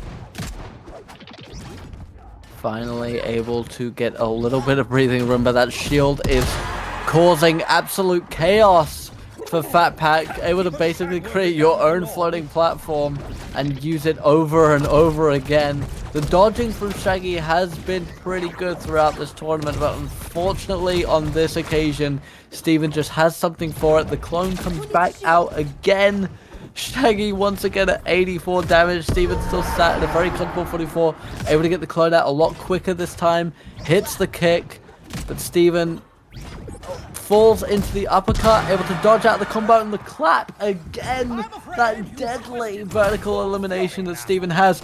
Looks like they went for an early elimination there, but Shaggy was just able to survive.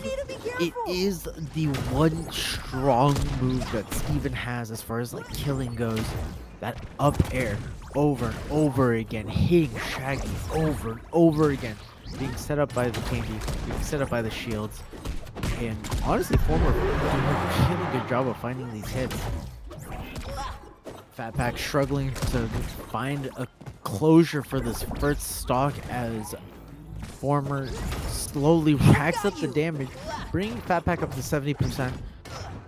And honestly, Steven is sitting at a relatively comfortable 92 on his first stock.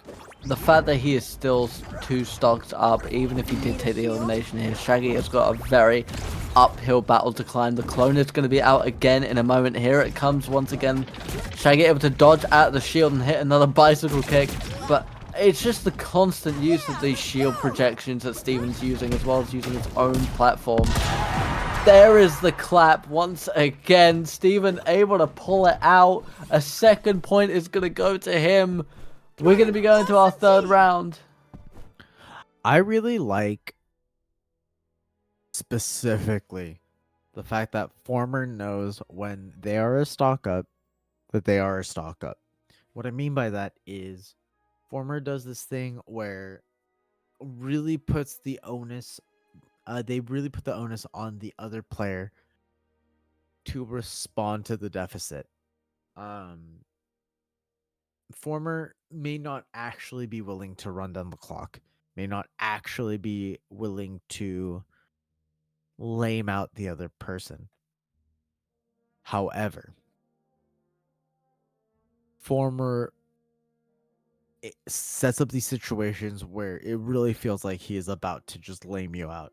He's about to send the Steven clone at you for 5 minutes straight, and there's nothing you can do. And due to that feeling, it forces Fat Pack to try to go for these overly aggressive plays that 9 times out of 10 don't work out. Granted, 1 times out of 10 they do work out, and it evens up the stock count. But that's the best that you get in that situation, is that you even it up. And Former's doing a really good job of doing that specific thing. It looks Absolutely. looks like we might be getting a character switch from Fat Pack.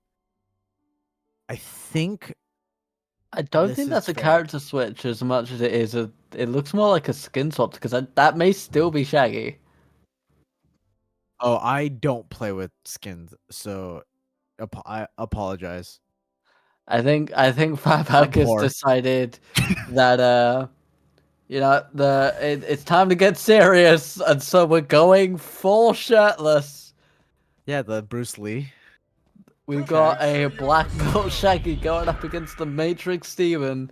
Steven just needs to secure one more win, and we will be naming him our new MultiVersus champion. Serious, Steven? Shaggy needs to basically win the next 3 matches to even stand a chance at tasting that glory. We're going to be opening up on Trophy's Edge once again. The floating platforms once again coming into play. Shaggy trying to make a connection with the super kick, but it is all Steven currently. Finally able to get a combo up, but once again that clone just getting in the way. Shaggy having to eliminate it in order to create a little bit of space. Steven going for the projection, but the kick is going to be enough to make a little bit of room for him. Steven creating his projectile, using that shield once again to try and do some downward damage. Shaggy playing it very nice and slow, trying to make sure he has his own space. That clap coming in, that very deadly clap. Steven coming in with a kick of his own. Clone is going to be coming back into the fight. Not able to hit the uppercut. Shaggy on 70, Steven on 43. Clone eliminated. Yeah, Fat Pack really feels like he's in a lose-lose situation every time he eliminates the Steven just kind of hits him for free, but then Former also taking a decent amount of damage when having to set up. Fat Pack finding these small advantages, finding these small windows to rack up a little bit of damage, and at this percent it could lead to a kill. Oh, as I say that, Fat Pack really tries to end it all in one moment, but unable to do so, evening up the damage count. But Steven is able to combo into the first stock, leaving Fat Pack down one stock, and Fat Pack evens it up. He evens it up. He's only taken 3 damage, and he's able to claim a free supercharge. So honestly, the momentum could ever so slightly be on his side, but Steven has not allowed it to continue. The complete and utter domination with that combo, keeping him in the game. Time to save the day. Sorry, I thought that was gonna lead into an up B into a kill at 0% basically. Honestly, Former finding the openings to find these combos that lead to 70% is actually insane to me. Because once again, I had no faith in this character. But Fat Pack actually doing a really good job of playing around the clone, and as I say that, Former playing really well around the Shaggy's movement, able to close out the second stock. Hopefully Shaggy's able to close out the second stock early as well, evening up the stock count, but he really needs to be fishing for these strong hits. Absolutely. Oh, it looks like the clone just able to survive and get onto the stage. This is a far more fast-paced match than we had earlier on. Steven able to get the downward juggle here. Looks like now trying to lock in the clone. Clone is going to be eliminated. Using the shield once again. There is the clap. There's the elimination. Just out of nowhere. Excuse me, damage? Excuse me, knockback? Nerf like, Steven? It's like we always say, it doesn't necessarily matter what number you're sat at. It's about how you execute your moveset. And today, this week, Former has absolutely nailed it, sweeping through the competition, making it all the way to the grand final. And then with a character that I'll have it on record, Kwang said wasn't as viable in singles, has dominated match after match after match. Ladies and gentlemen, it is with pleasure I get to say, and new MultiVersus champion for Crap Media's tournament number 6, Former. Congratulations on your cash prize. I am baffled. I am. Former might be the GOAT. Former might be just the greatest player of all time for winning this tournament on a character. Once again, I don't think is viable. But also, playing incredibly well around his tools, playing incredibly well throughout this tournament. Clearly, winning from the winner side, not dropping a single set. Congratulations to Former. Winning the tournament outright, also taking the first bounty off of Anthos. Congratulations to Fat Pack for taking second place, also getting the second bounty off of Anthos. Both of them deserve all the praise. You know who else deserves praise, CJ? Your father. Happy birthday, Father Quang. I was gonna say you. No, I saw it coming and I stole it from you. Nope, it's definitely you. It's definitely CJ Zephyr for casting with me today, carrying me through the baking process of a cheesecake. Shout outs to Cracked Media, Justin managing the production, managing the tournament, managing all the future endeavors of this tournament. Remember, if you didn't watch today on cracked-media.com/Twitch, that you should do next week. It's a great tournament. It's a great website. There's a lot of great things to see on there. As well as on Sunday, we will be doing our XP Share podcast right here, 3 o'clock. Show up a little early for some, good music. W Peoples and make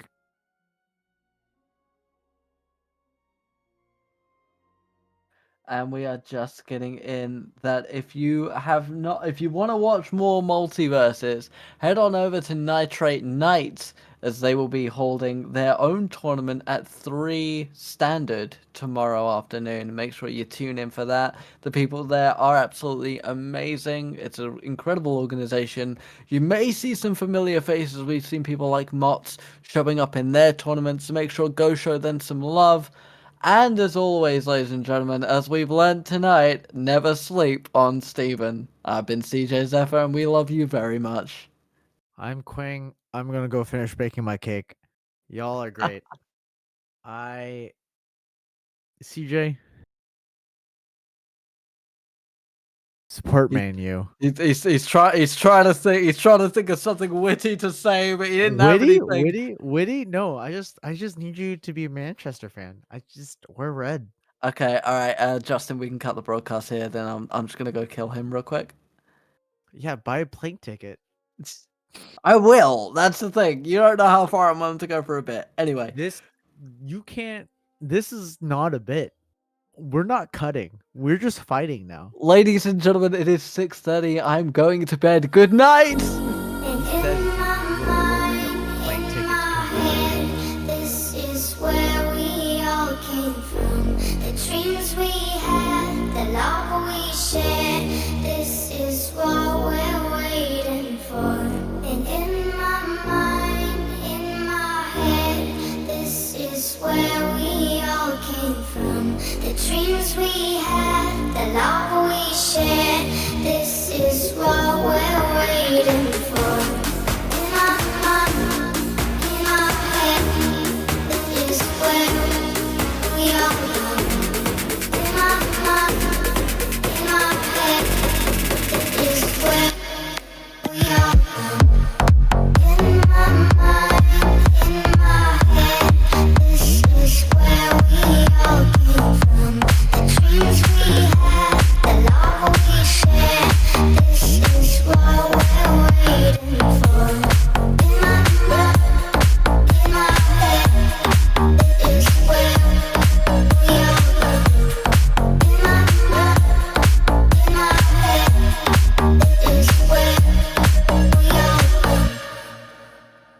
come. And in my mind, in my head, this is where we all came from. The dreams we had, the love we shared. This is what we're waiting for. And in my mind, in my head, this is where we all came from. The dreams we had, the love we shared.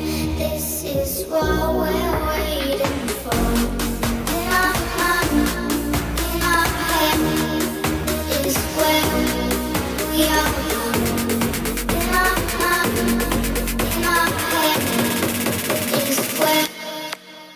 now.